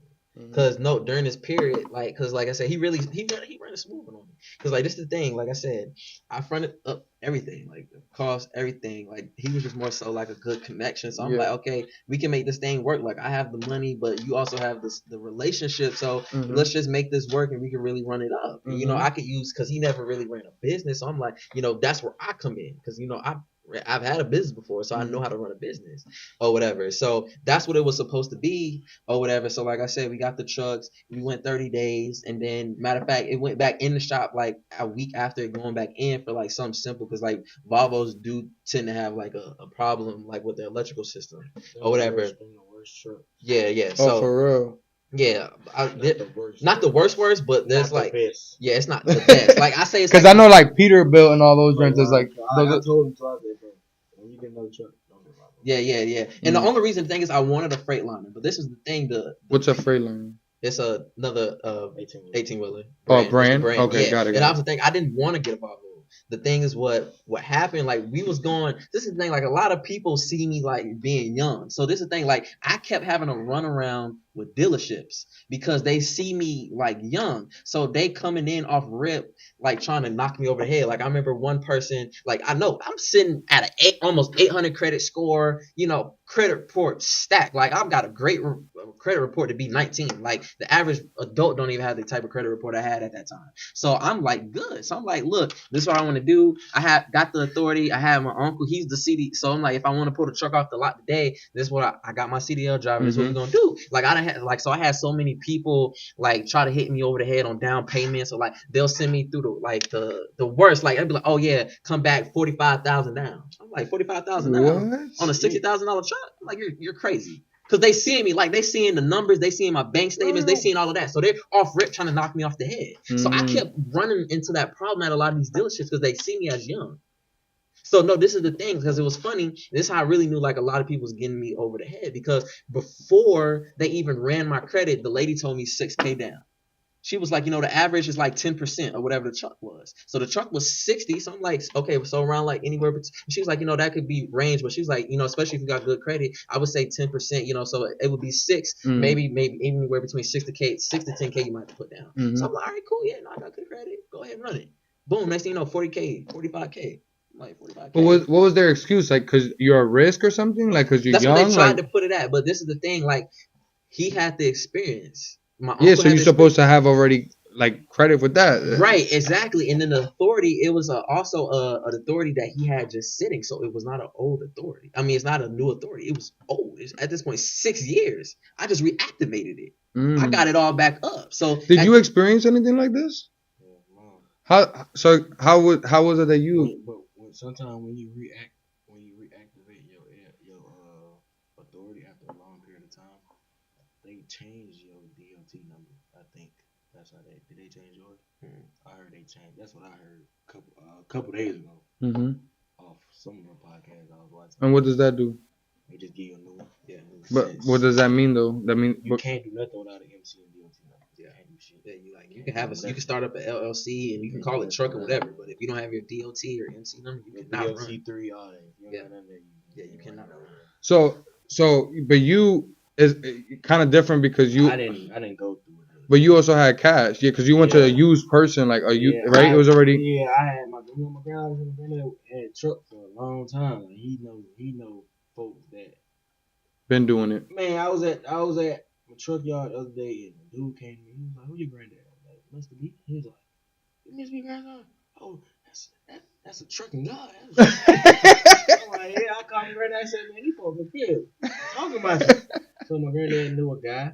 And I told him straight up, when I bought that truck had 1.7 million miles on it. Shit, you bought it over $1 million? Listen though, you went ahead and put an overhaul? Man, I changed that whole. Did an overhaul? We changed that whole. We built the whole new engine. Truck was at 0 miles. But that's the play though. It's basically like a brand new truck. So how much you had to pay for that? What, you know, the engine TK? Yeah. But how much was the truck with the 1.7? The truck, the dude wanted 50, 55. So huh? I told him I got 45 for you. Because he gave me the trailer too. Oh, okay. I was going to say. I got a trailer. He gave me a trailer along with it. Driving. And my granddad basically told me, man, my grandson, he's trying to do this. 45K for you. Ooh, man, my granddad know how to talk. So if it really wasn't for my granddad, I wouldn't even had that first truck. My granddad got that talk, man. So your uncle been doing this, he didn't have a connect to give you the truck? Yeah, why y'all had to go to the dealership? Right, man, exactly. And still, I never did that. Yeah. I'm not buying no 18 for a dealership. I'm going to, hey, It's a truck lot in Lithonia Road. If whoever watching from Atlanta, they got millions of trucks for sale. Go up there and get a truck. You said who? It's in I'm gonna see the address. 722 Maddox Road. Go up there. They got a million trucks for sale. Y'all can get trucks, trailers, tires, anything. Do not go to a dealership because they gonna fry you. Don't Yeah, and the crazy thing is, a lot of the dealerships that we were going to were ones that he recommended. So when I say that, like, since the beginning, I think he was plotting since the beginning. I don't think it was ever a time where he wasn't plotting. So since so the you think beginning they of were time, trying to get that higher thing for give him a cut? because it's the thing, every dealership that I went to was one that he recommended. Everyone, even down to the 2 trucks we got, there was he recommended that. He's like, "Oh, I've been here before." I was my uncle on contract. We would have to write down, sit back on like, hey, we finna sign something. Hey, you agree to this? We finna have a lawyer right here across. I don't do business with like family members. My stepdad don't know because he has his own business. And he's 100% there. Like, I don't have to worry about this man trying to take anything. He's not even on that type of time because the type of No, and the only thing that's very different in the stories is that he was actually passive and it was your business versus you were the passive and it was his business essentially. The way he was like, I know he don't really know nothing about it. Let me go ahead and cut his head off. Right. And the crazy thing was like it plotted because like this is the thing. I had wanted to get into trucking before like me and him even talked about it. Because like I wanted to get into it. I had talked to a few other people because this is the thing. I didn't want to hop into it by myself. Like this is the thing. Like, I could have took courses and all that other stuff, but no, I wanted somebody to like be hands on with me and show me the game. So that was like really more so what it was. Because like the thing was like I'm not the type of person unless like I know about that industry and I can be self sufficient and execute it by myself. Like outside of that, I'd rather have somebody that I could be hands on with. Like I'm not a person that really is like good with courses like that. Like I've been in courses, I've paid for high ticket courses, but like still even then I could say a lot of them I haven't even gone through all the way because like I struggle with courses. Like I like the person to person interaction. Like that's my favorite. Yeah, like I'd rather pay if it was saying like Alex, for example, like I think his complete trucking port was like $2,700 or something, like whatever it is. Alex's $2,700. Yeah, it's something like that. I don't know what it is. I don't know what the price is. No, okay, it is lower. It's like that 18 or 19. Yeah, I think it's It's like I think it's not lower than that now. $2,000. Yeah. So like that 2,000. But let's just say I'm sitting with like I said, $50,000 in business credit or credit in period. I'd rather spend instead of spending $2,000, I'd rather spend like 10-15 just so I can deal with him in person. Yeah. Like because I just love that hands-on interaction. So that's what I was looking for. Like I wasn't trying to get into this and have to learn with a course and then hope I can get in contact if I have questions. Like, no, I want somebody who's gonna walk with me like baby steps with this. So like be hands on because that's what I like. So that was really more so what it was, and that's how like it even got to that. Because before I wasn't even finna get in the truck just because I couldn't find somebody who was gonna be hands on with me in trucking. I was about to go a whole nother route. I was actually about to start an axe throwing business.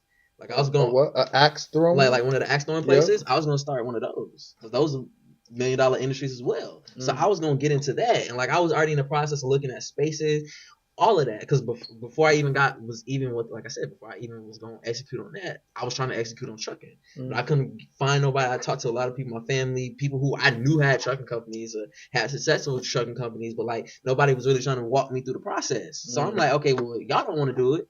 All right, cool. And then I found somebody who did. So I'm like, yes. So I'm thinking like this my like okay like dang I've been trying to find somebody. Bet like let's go. So like I was ready to just go. So as you rocking with him and you like you said like a month after the first loads going out, everything, you start realizing okay something's off right here. Now what did you start to do to like all right fix the situation / start a new situation? Like what was the outcome? So like I had started like because I already had picked it up like that something like was going on. Like I couldn't put my hands on it. And this is the thing, like I ain't gonna lie, he a little man.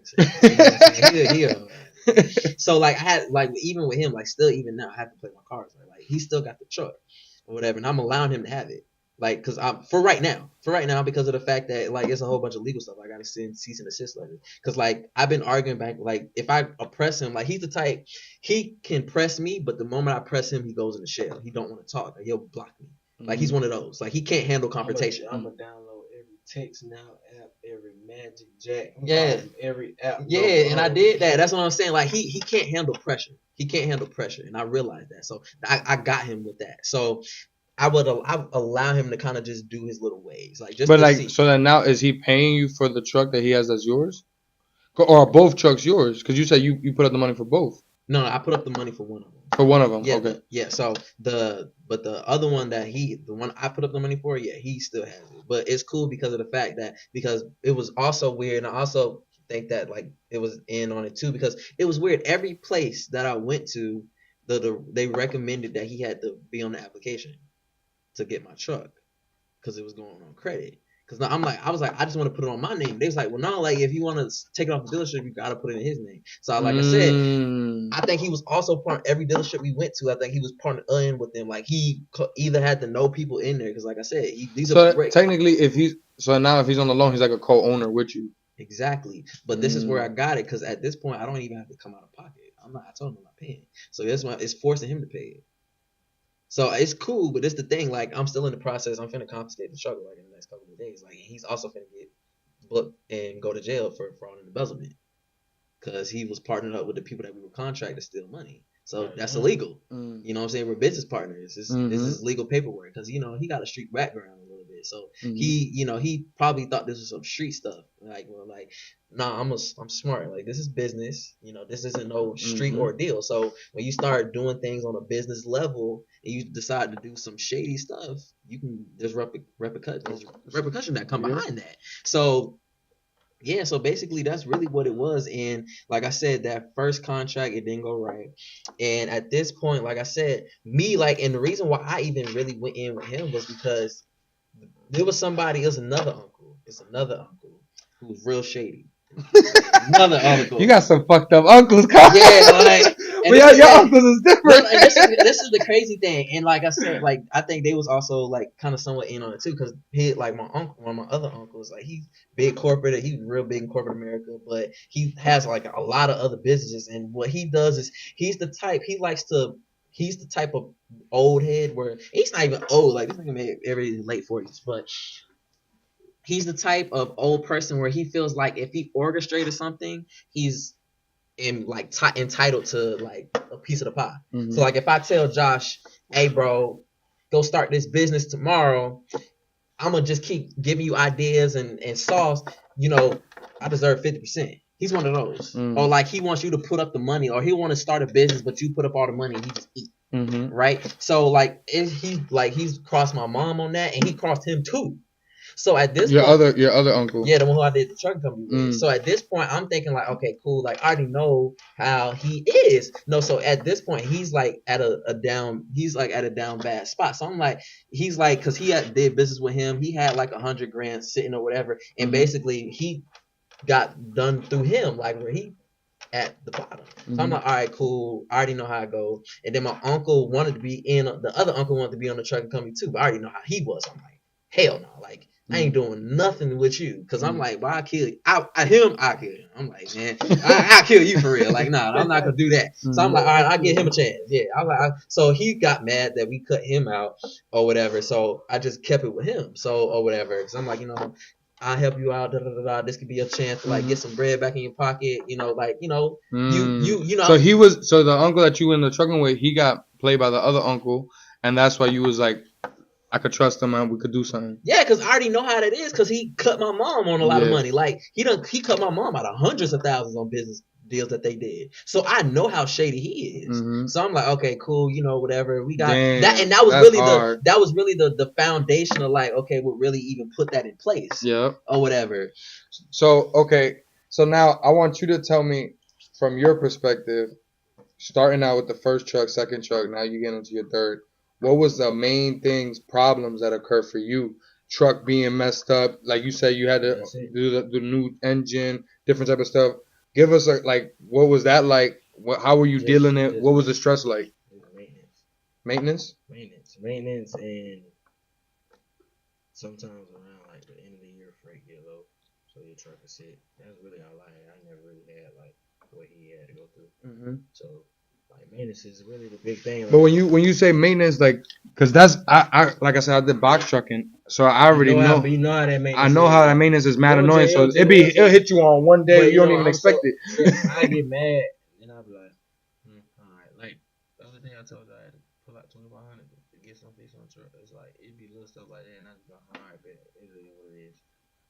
If I don't get it fixed, I don't make no money. So then the way I set my accounts up at first, everything was in one account. So I was pulling shit. And I'm not making no money. Like what the hell going on?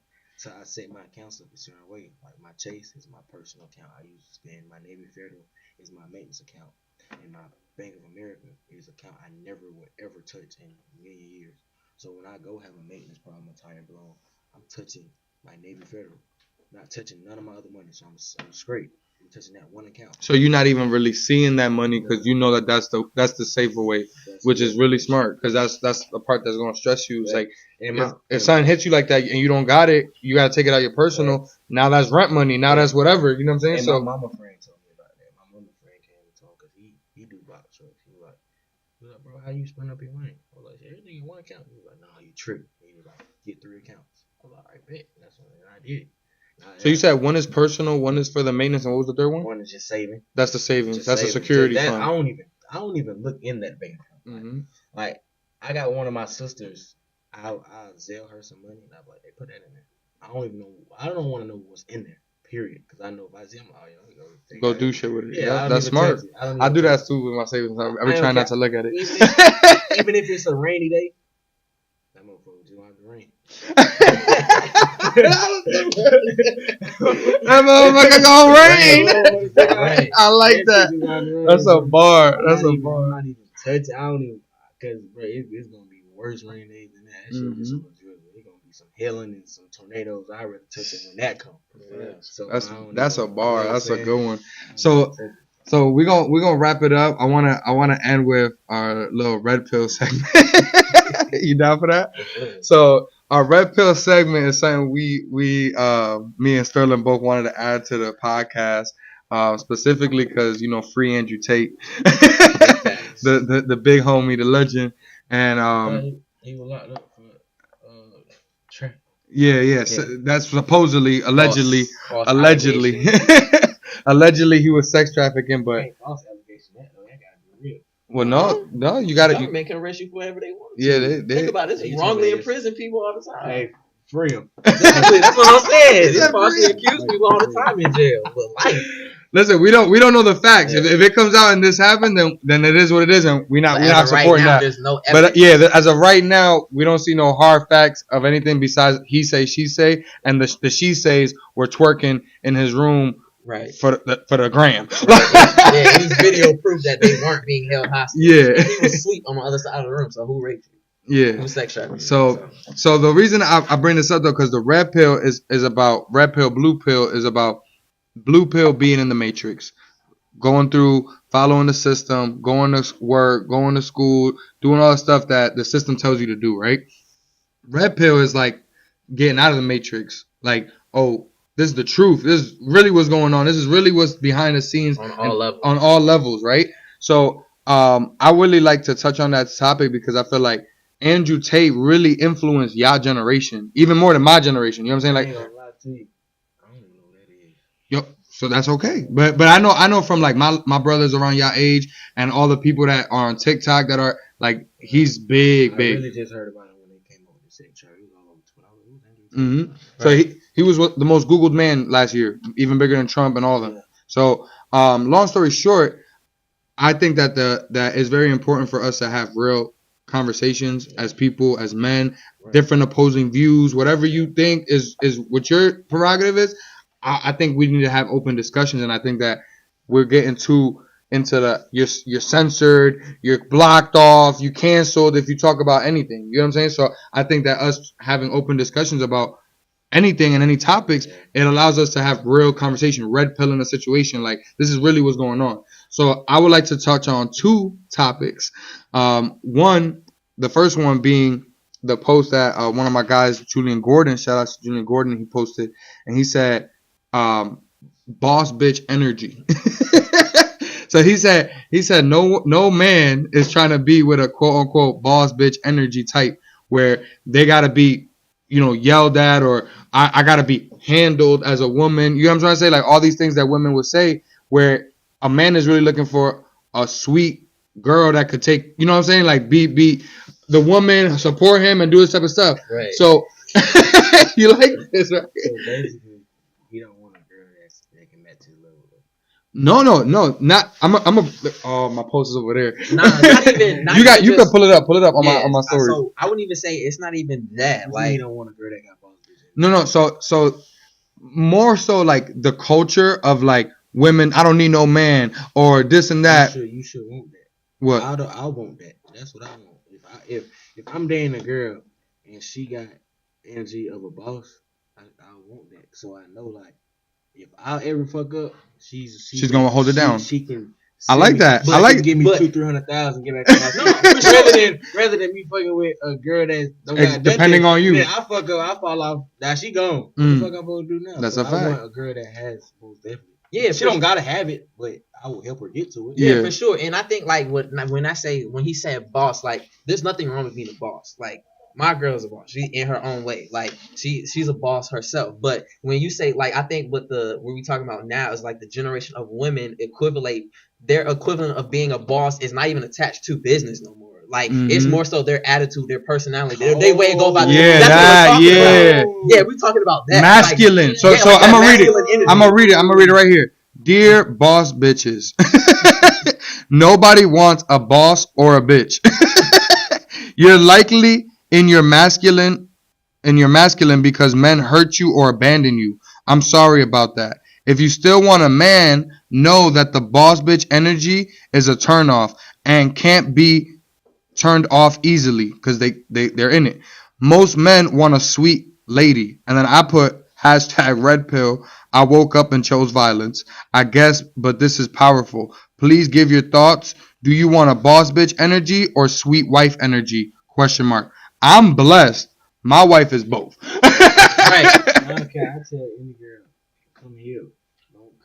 Don't come still traumatized. What's it? Come here, because I'm not. Come healed. Come healed. Explain that. Go into that. What does it mean? Come healed. Alright.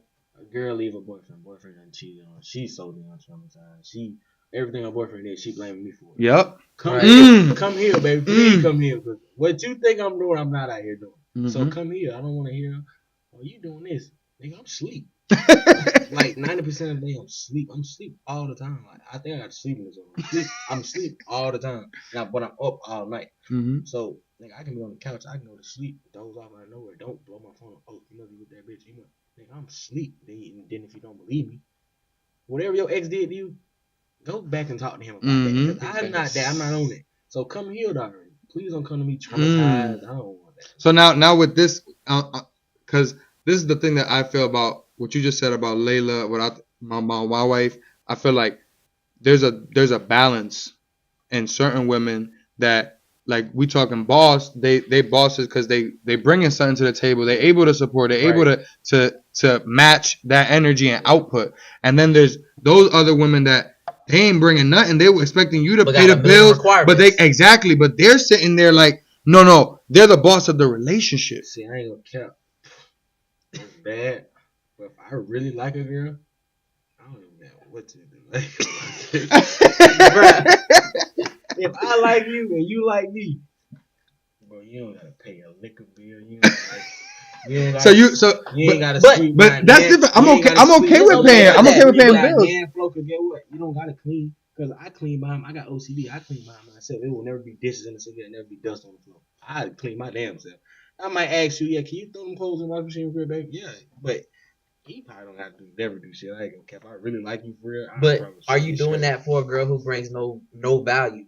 Yeah, like she get on my nerves. Like for example, most of the women of our, especially around our age, this generation, she's not bringing no nothing. Like we said, these girls just look good. She just look good. Oh, she got a job. She don't exactly. They consider themselves bosses. They the boss bees. Anytime I meet a girl, my first thing I ask, I said, "So what you got going on?" If they say, oh, I'm just trying to figure out life. I'm leaving you alone.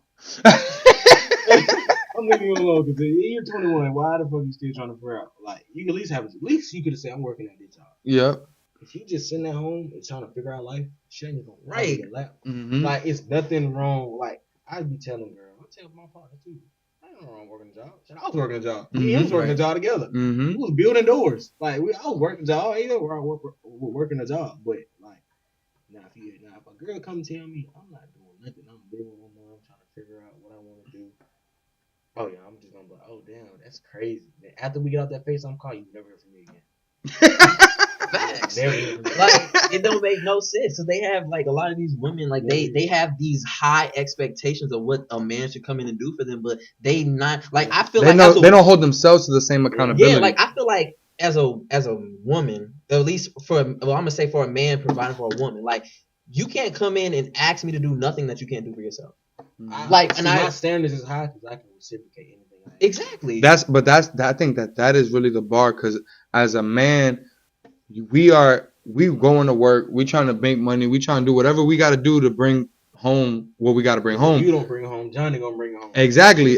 So as a man, we know that we got to go hunt. You know what I'm saying? You got to, just like back in the day, you got to go hunt. But I think that back in the day, the woman was at home making sure that the meal was good, the kids was good, that the situation at the home front was, they was farming, they was bringing the vegetables back while you was bringing the meat. You know what I'm saying? So everybody was bringing something to the table. Where now it's like they expect you to go do the farming, they expect you to go do the hunting, and they expect you to take care of the kids. They expect you to do everything, like, and then they just sit and look pretty. Like, no. Exactly. But that's our point. Like, that's the whole point. Like, they bring nothing to the table. They still living with their parents, but they expect you to buy them a Birkin, do all this other stuff. Like, you can for sure live with your parents, but if you have a job and if you tell me, oh yeah, I work at so and so, but I like to do this. I'm trying to do this. You see this opportunity. Oh, I'm finna help you now. Yeah, right. That's what you want to do. Mm-hmm. I know I can probably help you with that. But sure. there's a lot of women that their goal is to just be with a successful guy. Yeah, like that is their vision. Think about their vision is, oh, he got 3 trucks. Oh, I'm about to attach to this nigga, have a baby, and that's it. First of all, I don't even want kids. Right, but it's still like even then, like some women's job is getting money from dudes. Like that's their income. Literally, that's Cardi B. Cardi B talk about it. That's Cardi B's whole model. I met this one girl. I picked her up. She tell me, she say, she get in the car. She said, I'm trying to go out to eat. My first time eating, I said, what we doing? Oh, let's go get some lamb chops. I told her straight up, I got pizza rolls at the crib. Bro. I'm finna go home and eat. Yeah. and guess what I did? Went home and ate one of them pizza rolls and I ate for real. That right there in front of her face. Facts. You gonna eat? You gonna starve hungry? You gonna be hungry? I asked you, let's go out to eat. You say no. So guess what we do? I'm finna go home. I'm finna eat pizza rolls. I'm finna watch a movie.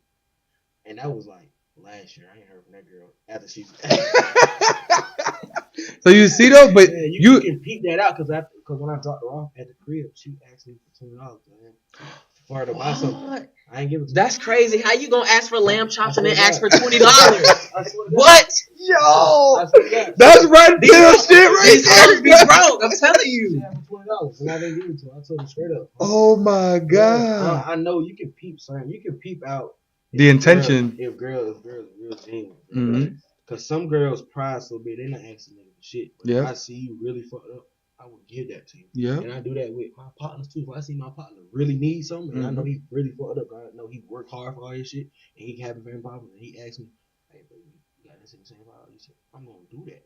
But my partners don't do that though. Cause all my partners is straight. All my partners is having money. They own boss in their own way. None of my when we go out, like when me and my cousin, all our partners go out, they don't know who the hell got money because we all looking the same.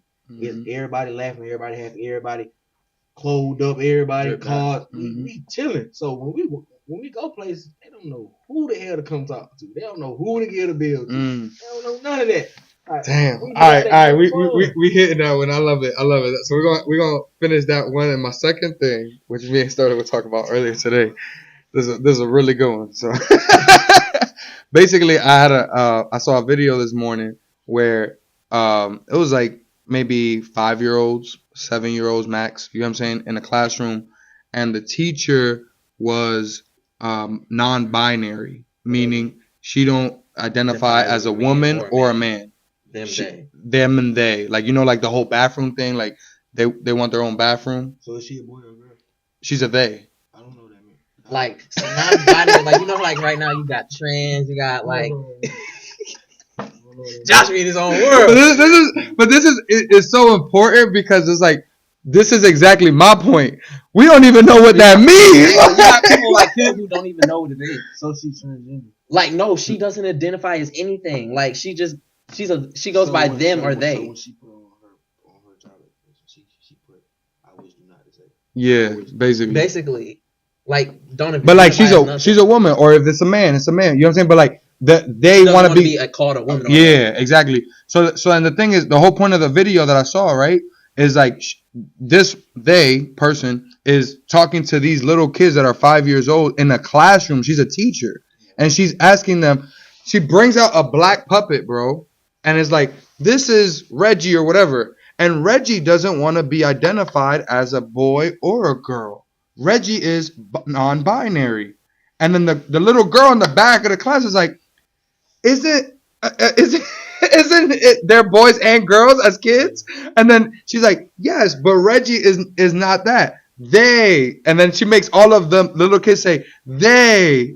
Like, and I just, me personally, like, I love gay people. Like, as far as like, I don't have no problems. You know what I'm saying? Like, I just, only thing I say is you and your own world.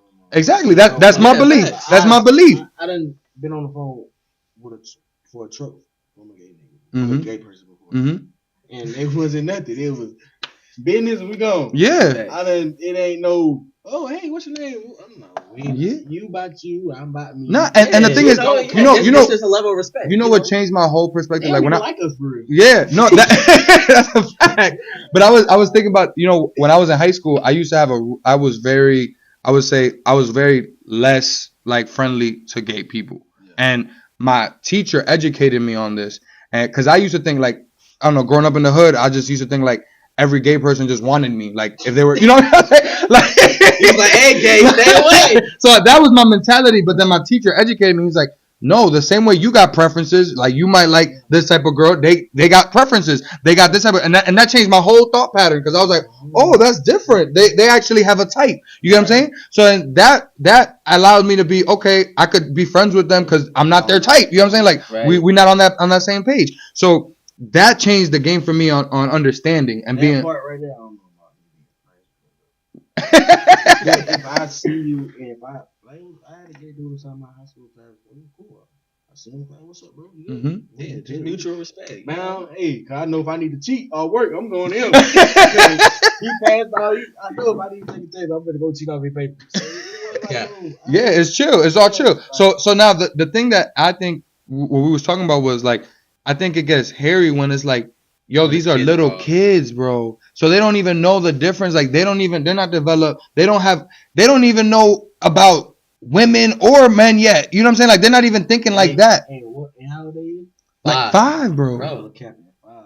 My cousin's 7 right now, but at 5, he knows everything about a woman, about everything. He knows, oh, she got big boy. I'm like, yeah. I text him. I be like, you got a girlfriend? He's like, I got a girlfriend. I'm like, just making something. But like, you know that, like, I'm letting you know, like, it's women and it's men. Mm-hmm. You like women. Mm-hmm. And you know what I'm saying? So, but you see, now that is where I'm coming from, because I feel like that conversation, that's how my dad was, that's how my family was. Yeah. But then now you sending the kid to school and the teacher's having that conversation. Yeah, like that's a whole different type of. It's a place for that. Yeah, and just not even that. They need to fire they. So like what I was saying is like when you were saying your cousin, like by 5 he knew, like early on I knew girls, like, you know what I'm saying, like he said big butt, all of that, you know what I'm saying, that's lit. But like I feel like for us, we had the opportunity to figure that out. Like, we didn't grow up in a time where social media was really present then. Like, we grew up in we born in the early 2000s. Like, it wasn't at the time what maybe only Facebook was out there. Mhm. Facebook, you didn't have the Instagram, you didn't have all these social media outlets. And then you also don't live in a time where it's pushed. It wasn't pushed back As then. much, yeah. That wasn't a topic in our classrooms. Mhm. We were focused on. We came there to learn, not figure out. Oh, are you gay or not, or what do you want to identify as? Like, these aren't conversations that should be had in school, especially not in no elementary school. These Yeah. kids are 5 years old. Their minds aren't even developed, and now you're ruining them at an early age because you're trying to force something upon them that they don't even know about themselves. That wasn't even. They didn't hear non-binary before that. That's why they in the Yeah. classroom asking. Nobody heard about it. I'm 21. Y'all just bringing them But out there. but even I was laughing. I put it on the post, right? I put because I was listening to Trump's speech. I was telling him, and he said the funniest shit. He was like, the first thing I'm doing when I get into office, I'm making a law that says you're either a boy or a girl. and then he said, what was the second thing he said? He said, oh, and no, like quote unquote transgender boys could compete in girl sports. Like, that's the rules. So it's like you play football. Let's just use an example. There was a women's NFL league, and then you was like, next week I don't want to be a man no more. I'm gonna be a woman, but I'm still gonna compete with women NFL players. Do you think that you have a competitive advantage? What you mean, hell nah? Yeah, Hold on, what? Hold on. You didn't understand the question. He threw me off when he said me. That's all I'm He's like, hell I'm no. saying, I don't want no parts of that one. I'm saying hell no to the part where he said me doing that. He's like, I ain't doing none of that. He's like, you want to talk about somebody else? Just use that one. He said, nah. But you do got an advantage though. You can't because you strong. So Exactly. Trump said the funniest shit of the speech. He was like, this dude, because there was this woman that was training, like she was like the best swimmer, right? And it was like in the Olympics or whatever. I don't know where it happened. It was some of these big competition, and she was like the best swimmer, bro. Trained her whole life, and she was like 0.8 seconds faster than all the other women in the world, bro. Then this dude came in and was like, I'm a woman, and beat all of them and beat her by like 38 seconds. How is that fair? Like, this is someone that you have a body and a masculine, like, we're just stronger. Like, it's a fact. So it's like, now just because I wear a dress, I could compete in your sport. That's not. It's just like, to me, like I was saying earlier, we live in a time where like everything that should be sensitive is desensitized, and everything that really don't matter is made extra sensitive. So, and then especially we live in a time where like everybody wants equality, and they taking equality to a whole nother level. Like, to me, there should be no reason why if you were born a man, you're competing against women, or if you are born a woman and you just want to identify as a man and you conform Like, to you're competing against men. Because for one, you're born as a woman. Like, that does not change. I don't care. Like, at the end of the day, you're genetically, scientifically, you will always forever be that. So like, yeah, you could take steroids and all that, but still, I will still always have that athletic advantage against you or over you because you were born a woman. I'm a man. Like, if a woman went into the college that you went to and play football. We gonna knock her ass out. You should get in trouble. You see what I'm saying? I played football one semester. I broke my whole leg. I never played it again. My whole knee, bro. I dislocated. I got a ACL surgery, all of that. Bro, John was bad because I got hit. My foot was down, and when I was going to tackle somebody, they blocked me. My whole body went that way, but my foot stays planted. Yeah. Bro, it was crazy. So, like, imagine if you a woman and you trying to compete in a man's world, in a man's sport. Dude weighing 250 pounds. Yeah, like yo, you this shit is. Come on, you asked for it. Hey, you said you're a man. So I guess our topic on that is, what do you think about that? Especially when it comes to the kids, like especially the kids part. The kids part, that's wrong. Like, you shouldn't teach them at that young age. But if you grown, you want to do that? Yeah, like I don't give a damn. Do it. But just don't. I don't want to talk to you. Mm-hmm. Not even I don't want to talk to you. I damn sure probably don't even know you. Somebody doing it right now that I don't know. Yeah. It's not bothering me. If you want to go out there and play football, with them big ass folks.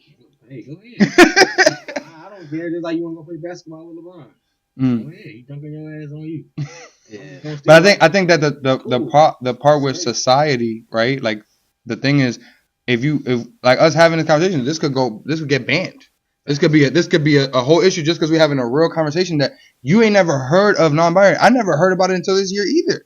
Until it became like, I think it was 2 or 3 years ago when they started talking about the bathroom situation and trying to have like the transgender bathroom, and I was just like, bro, like at what point, like now this is like wow, yeah, like and it's crazy that you brought that up because and like you gonna have a third bathroom, like all right, boys, girls, other, like, and it's like now they trying to get it to where. What if all the bathrooms is full and the straight man gotta go to the transgender bathroom? So we come here, everybody gonna be transgender. Because I know if all the bathrooms. And I gotta go. I don't walk in the women's bathroom a bunch of times. Facts. Me too. If it's empty, when I was in the airport, the whole men's bathroom was filled. Nobody was in the women's. I had to piss because I also missed my flight. I jumped right in the women's bathroom, peed, and came right out there. If it was a transgender bathroom, I would have did this. I know I ain't a transgender. I had to go piss. Right. I want to think when I walk out there. That's on y'all. I know who I am. I know what I do. So right, and it's like now, it's to a point where like they want it to like be the trend. Like it's like whatever you identify as, you can go in that bathroom. And I think to me that's a big problem because like especially let's just say you have like we live in a time where you have perverts and all the other stuff. So let's just say like. Yeah, you had the people who identify as that, but I feel like whatever you were born at, just go to that bathroom, regardless of how you look. Mm-hmm. You a man, but like no, or especially if you're a man and you were born a man and you identify as a woman, like there should be no reason why you're in the bathroom with your penis out with the women. Yeah, with the women. One other day at Family Dollar, like that nigga calf muscle was so big, but like that's a problem. Problem. No, it's no for me the bathroom. No, I think that's a problem. Like because it's like he said, like there's gonna be and we be clear. Obviously, it's not all people are gonna be having malicious thoughts in their head. Yeah. Like when like somebody's just trying to identify as that and they want to go to the bathroom. I understand that, but I'm saying there's gonna be who take advantage exactly. Of that law. There's gonna be those people that are gonna be like, oh, so I wanted to be in there.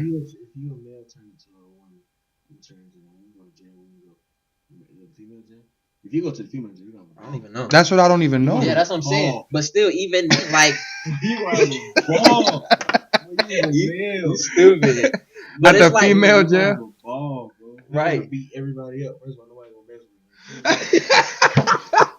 with me. He ain't being around a whole bunch of dudes, so it's like, hey, and around a whole bunch of women. But yeah, on the jail sense, I guess that would be good for the dude. But it's just like you said, if they make that a law, imagine all the people that like you have perverts who want to take advantage of that law. Oh, that's because they literally just dress one day and be like, oh, I identify as a woman, and then like they can go around in the bathroom looking at little girls like and all that stuff. Like there's to me like yeah, I get the people who were actually truly doing that because that's how they felt, but then it also gives room for the people who gonna try to use that on their side. And I still, even then, for the people who are genuinely like that, I still feel like there's nothing wrong with going to the bathroom you was born with. Like, you girl, go to the women's, you a man, go use the urinal. Like, straight.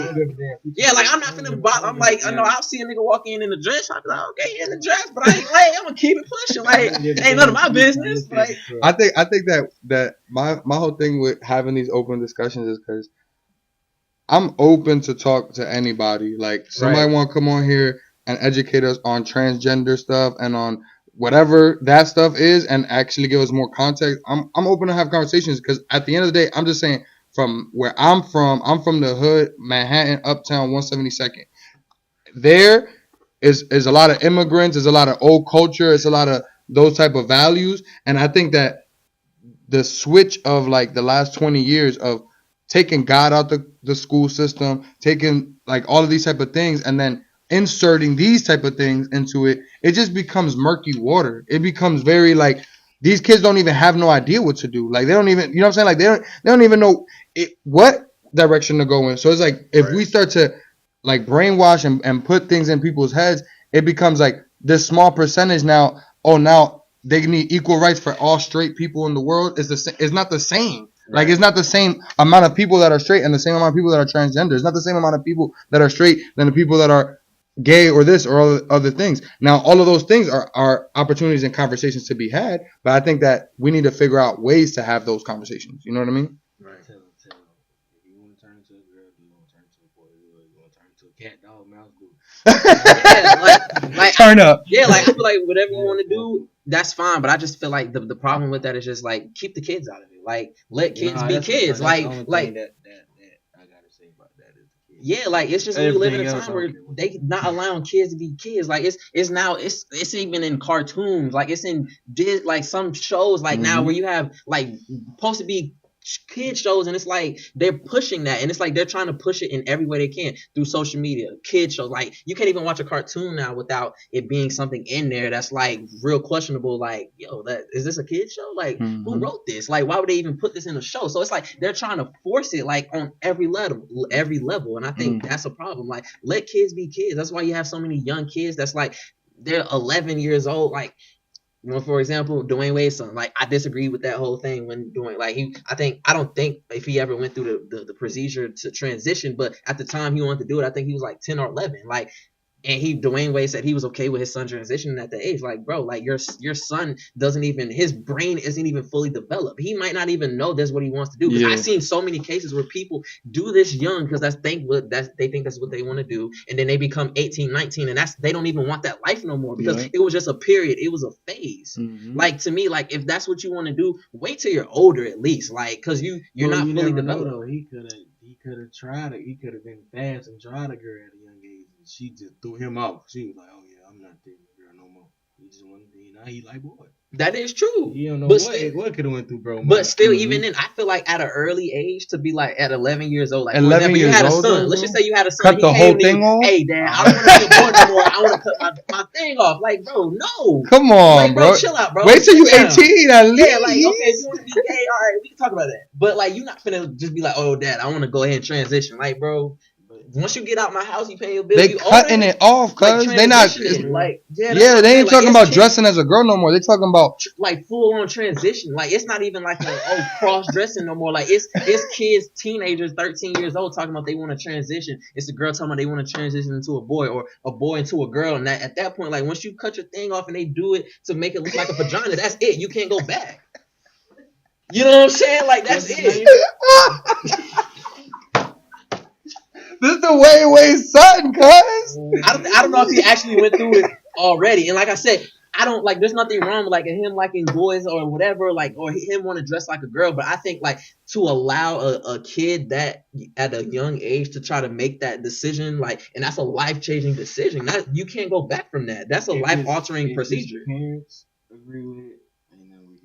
Yeah, I'm saying that. Yeah. We already know that. But what we're saying is that like how is it even like a logical thought for people to say, yeah, that's okay for this 11-year-old to do that. Like even 12, the doctor, 13, even 14, the doctor like, to go in there and do that to those. You know what I'm trying to say? Like,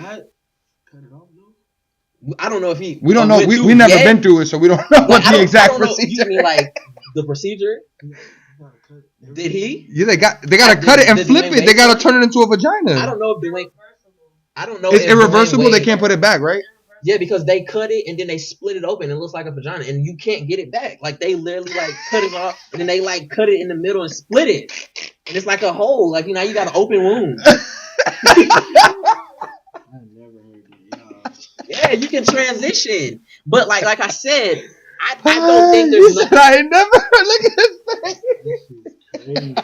And bro, like I said, this is the red pill because we're trying to awaken you. This is really happening. Like this is stuff that goes on, but like I said, I don't see nothing wrong with that. But I think there should be laws against like I think you should be a certain age. Like I feel like the age to do that should be 18. Like I feel like there should be no reason why a 13-year-old, if they want to, they should be able to do that. You know what's mad? Regardless, even if the parents do agree. Like I feel like there should be laws. Facts. And you know what is mad crazy though? Like they just passed that law like last year or a few months ago where the girls can't even do the abortions. Like they won't allow them to do abortions. Yeah, no, I disagree with that. That's insane. I disagree with that. You gotta go to like 4 part. You gotta go to like South Carolina, Virginia. Yeah, like. But I'm saying, bro, this is America. Like my wife is a woman, and she should be able to make a decision on if she wants to keep a child or not. Whatever the situation is, any woman should be able to do that. They looking at it now as you knew you was having sex. But still, like even then, think about it. It's so many women who like get raped, and let's just say they get pregnant by their rapist. Some people would like you don't even want to keep the baby. They was protesting downtown. Yeah, I know. I see it. That's wrong as hell. Yeah, like but that's what I'm saying. Like in this world in 2023, that is illegal, and then this is legal. Like 11-year-olds cutting it off is legal, but the abortion, like that's what I'm saying. Like what to me, we live in a time where right is wrong and wrong is right. Like, and they try to change the narrative and create like a new normal. Like, and it's really not. Like, how is that normal? Like, how is having an abortion wrong? Especially when we live in time, like, especially in America, like rape is like, and sex trafficking and stuff like that is heavy, like a mug. Like, and you have so many women who probably get pregnant by the rapist or whatever. Like, and then especially they make abortion legal. So now I'm forced to carry this person's baby who raped me. And I'm forced to carry this child. Like you ain't gonna like the child. Exactly. That's what I'm saying. So it's things like that where I think, like, I feel like, especially of a woman's body, like, especially like there should be a law, like where, like, well, at least, like, I feel like the only thing that I say, like, with abortion, this is a conversation I have with Layla. Like, I feel like one law that should be in place is, like, for example, like the women, let's just say they don't want to have a baby, right? Like, who are willingly, like it wasn't like a rape thing or this, that, and that. Like I feel like there should be, especially like if you're married or something like that, you know, like it's plenty of women who go behind their spouse's back or all this other stuff to like abort the baby. Hide it, yep. So I feel like there should be certain things like that in place, like, you know, where okay, if you're married, like okay, is this a like yeah, at the end of the day, it's her body, but like, you know, like is this two-party? Because like think about how many women like do stuff like that. Some like I know some women who even did that out of spite just to hurt the dude that they were with. Like they were just mad at him, not even because they cheated or something like that. Some do it because of that. But there's some women who are like that. So imagine as a dude, like you thinking you finna have a baby and she aborts your baby with like you without your knowledge. If I want a kid and a girl I'm with say she want an abortion, go have the no matter of fact have the baby and just give it to me and just leave me alone. But or what if she don't tell you? Yeah, that's the thing, because a lot of women do that too. I will never talk to you. I promise you. If what? I'm gonna block you. You're dead to me. If she went and had the abortion without telling you. I don't want to talk to you again. We're done. There's nothing. I don't care how much I like you, love you. We're not talking no more. You just killed my kid. What if I want to keep it? Yeah, like I think that's lame. Like that's why I say like something like that. I feel like I think that like to me, I'm a little older than y'all, and I feel like the world.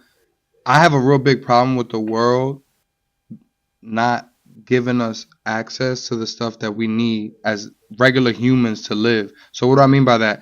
I feel like Kanye talked about this a little bit about why he's not against abortion. And the specific thing he said is like, I'll just adopt all of the kids. You get what I'm saying? Like, Kanye West said that. God damn. I mean, he got a lot of money. But he's a billionaire. Yeah, so he got thousands of acres, bro. He's like, I'll come and send them to my school. You know what I'm saying? So, but you got to think about it. Like, if the world is rich enough and produces enough, especially with robots, especially with all the shit we do, to make enough food for everybody, to make enough shelter for everybody, to make enough people don't need to be depressed, all that type of stuff. But we still in a lack mindset because that's how the government and the system makes money. That's programmed us. So and now it a lot of times people having abortions. Kanye talks about this. Parenthood is in all the hoods. That's what they killing babies that look like us, black babies, the most. That's the ones that's being killed the most before their birth. Why? Because our people are broke. Because our people don't got money. So now it's like I'm 30 years old. My parents I was already fucking 12 by the time they was 30. You know what I'm saying? Like, so like when you think about it, they were in a different time where it was okay to have a kid young and to do all this other stuff. Now we're very conscious. We're like, yo, if I bring a kid into this world, I barely could survive on my own. How am I going to bring this kid in now? Got new bills, new hospital stuff, all this type of stuff. It's so overwhelming that then fuck it, I'm gonna just go get the abortion. You know what I'm saying? Exactly. But that's part of the system programming us to take an easier way out than us. Okay, let's figure out a way. Like if everything was more affordable, housing was more affordable, food was more affordable. I would have already had 4 or 5 kids already. You get what I'm saying? Just because I'm good, like we good. I'm making enough money to feed my family. But if I'm here, I got this house, I got my wife, I got all this stuff. And it's like, I know I'm going to add an extra $2,000 of bills every kid I got. like that now is $2,000 a month for the next 18 years or $500. $600 get out the situation. Save yourself 18 years. That becomes the equation mathematically in numbers. You see what I'm saying? So you with abortions? What? No, not with abortion. I'm with choice. Yeah, I'm I with feel like the yeah, choice. yeah, The yeah. choice. So I'm with That's what I choice. meant to say, choice. Yeah. Yeah. I don't think I believe If that. I have a kid, it was on purpose. That shit wasn't on accident. We talked about this. Yeah. We planned this. We're not playing it. We said we gonna have a kid whenever next time we had sex. Whenever we. And the thing that I think is very important too is that the other side of that is women need to also be responsible for if they're not ready to have babies. Like my wife, she got her thing. 2 times. Yeah, not the 2 type, but like the thing that's like a 3-year thing. So it's like I guess. So you gonna have kids one day? Yeah, I want to have 10 kids, bro. I want a field. I want a baseball team, bro. So You yeah, can start now. Then. now I'm probably gonna do 5 with her and then 5 adopted. I just love kids. I want my like legacy. 6. I want my legacy, 6? bro. Yeah, and they need to eat all have like 2, 3, so I keep that legacy going. Exactly. I ain't gonna And that family count. picture at the end of the year gonna be crazy. I ain't gonna All lie. the kids and the grandkids. Give me 1. 2 at the most. 1. 10, 6. No sir.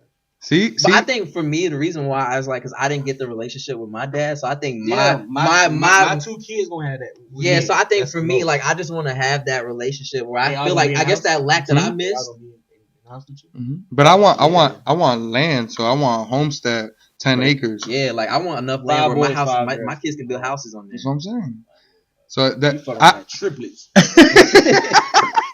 see, like Yeah. like my mentors put me onto this is like the way that you build your legacy is not through just one person, is because you're gonna have multiple kids.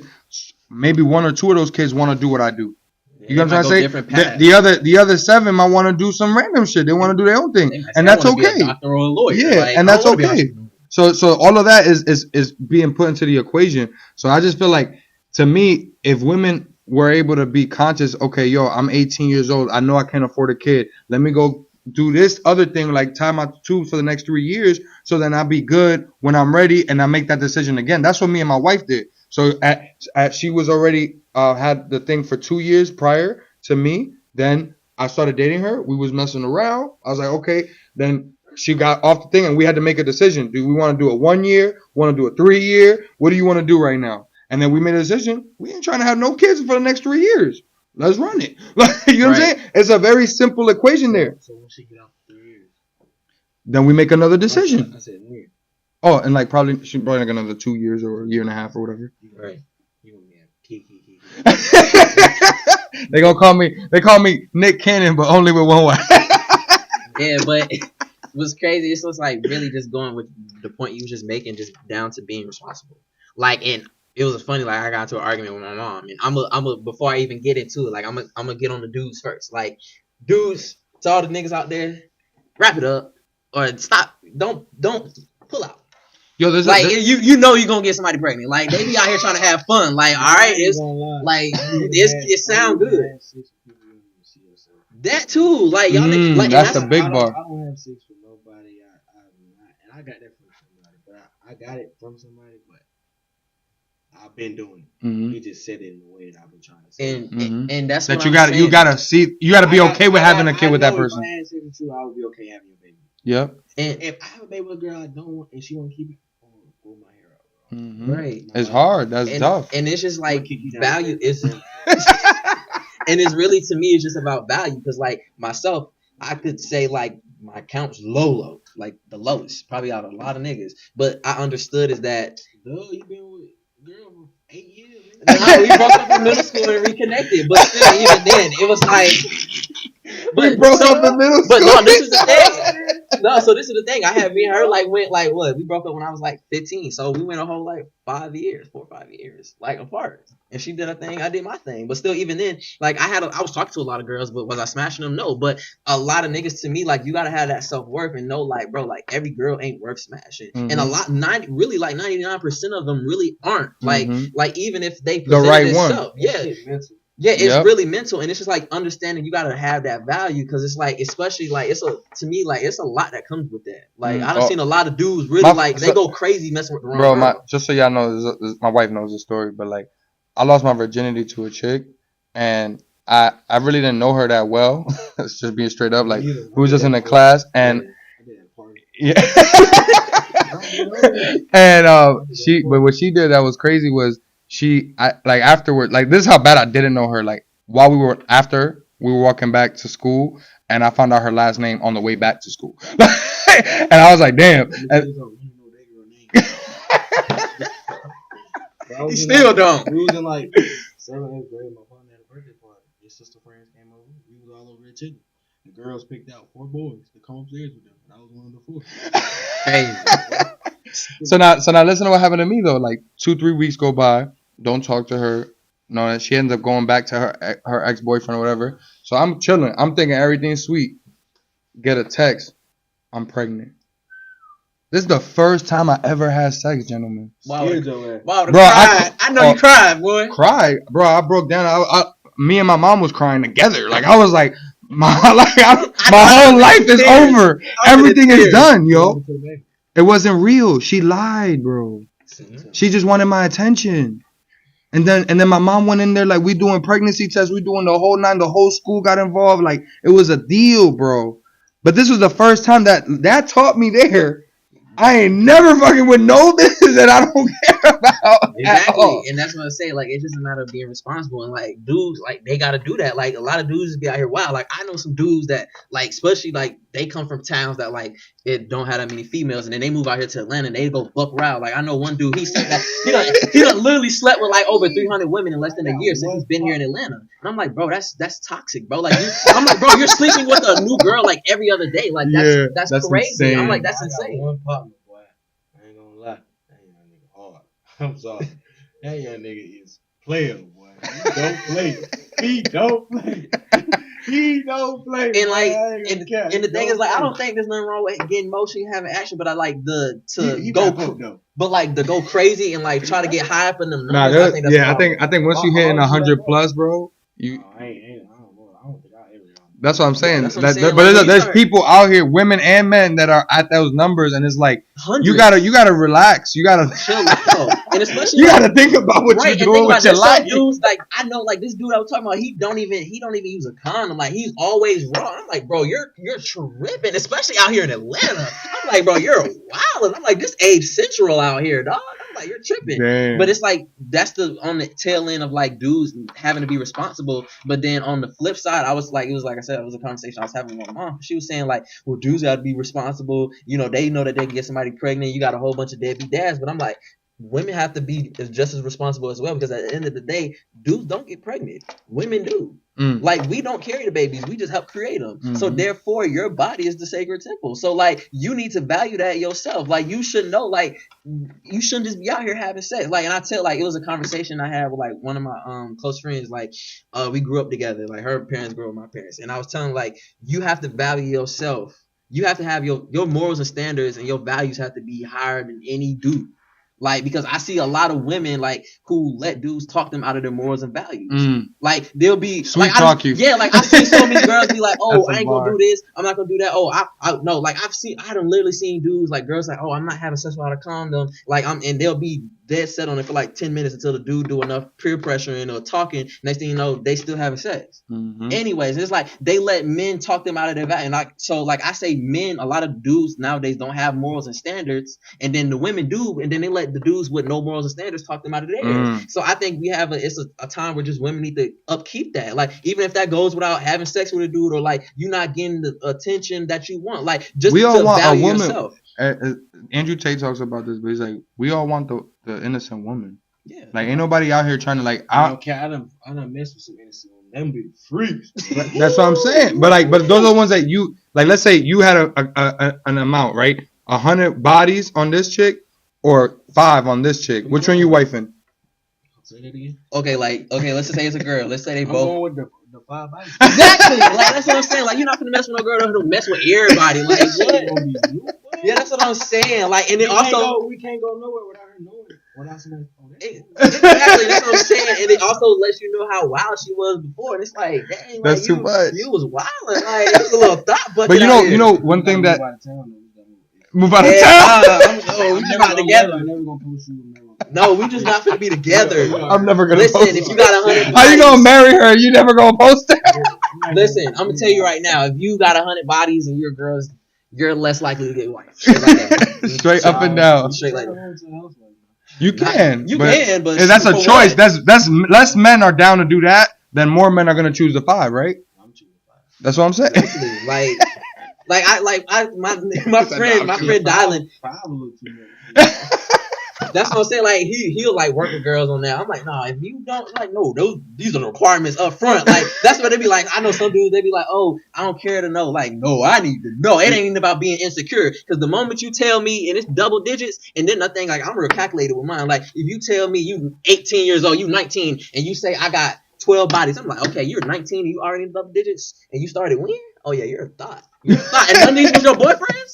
Oh yeah, I'm not even finna wife. I ain't even finna talk. No, to you and no more. it's like J. Cole says on the song. She said she fuck about 4 or 5 niggas. You know, you gotta multiply that by 3. Exactly. That's what I'm saying. It's like what? Like so that's what I'm saying. Like these women, like they really to me, like it's just a lack of value that they have for themselves. Like they just have to keep that value for themselves and like don't let these dudes who ain't no good just because they want to hit like talk them out of their morals and standards and values. And that's how they like you see girls on TikTok. I wish I could have picked my baby daddy. You could have. You just let the wrong nigga hit. Yep.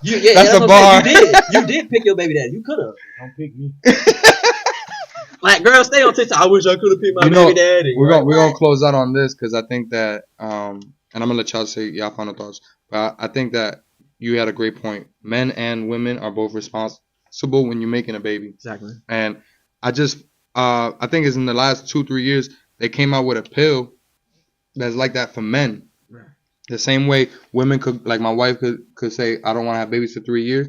We could do the same thing with our stuff. Like I don't want to have kids for 3 years. Right. So like I don't know too much about that. I haven't done my research and I haven't gone down that road because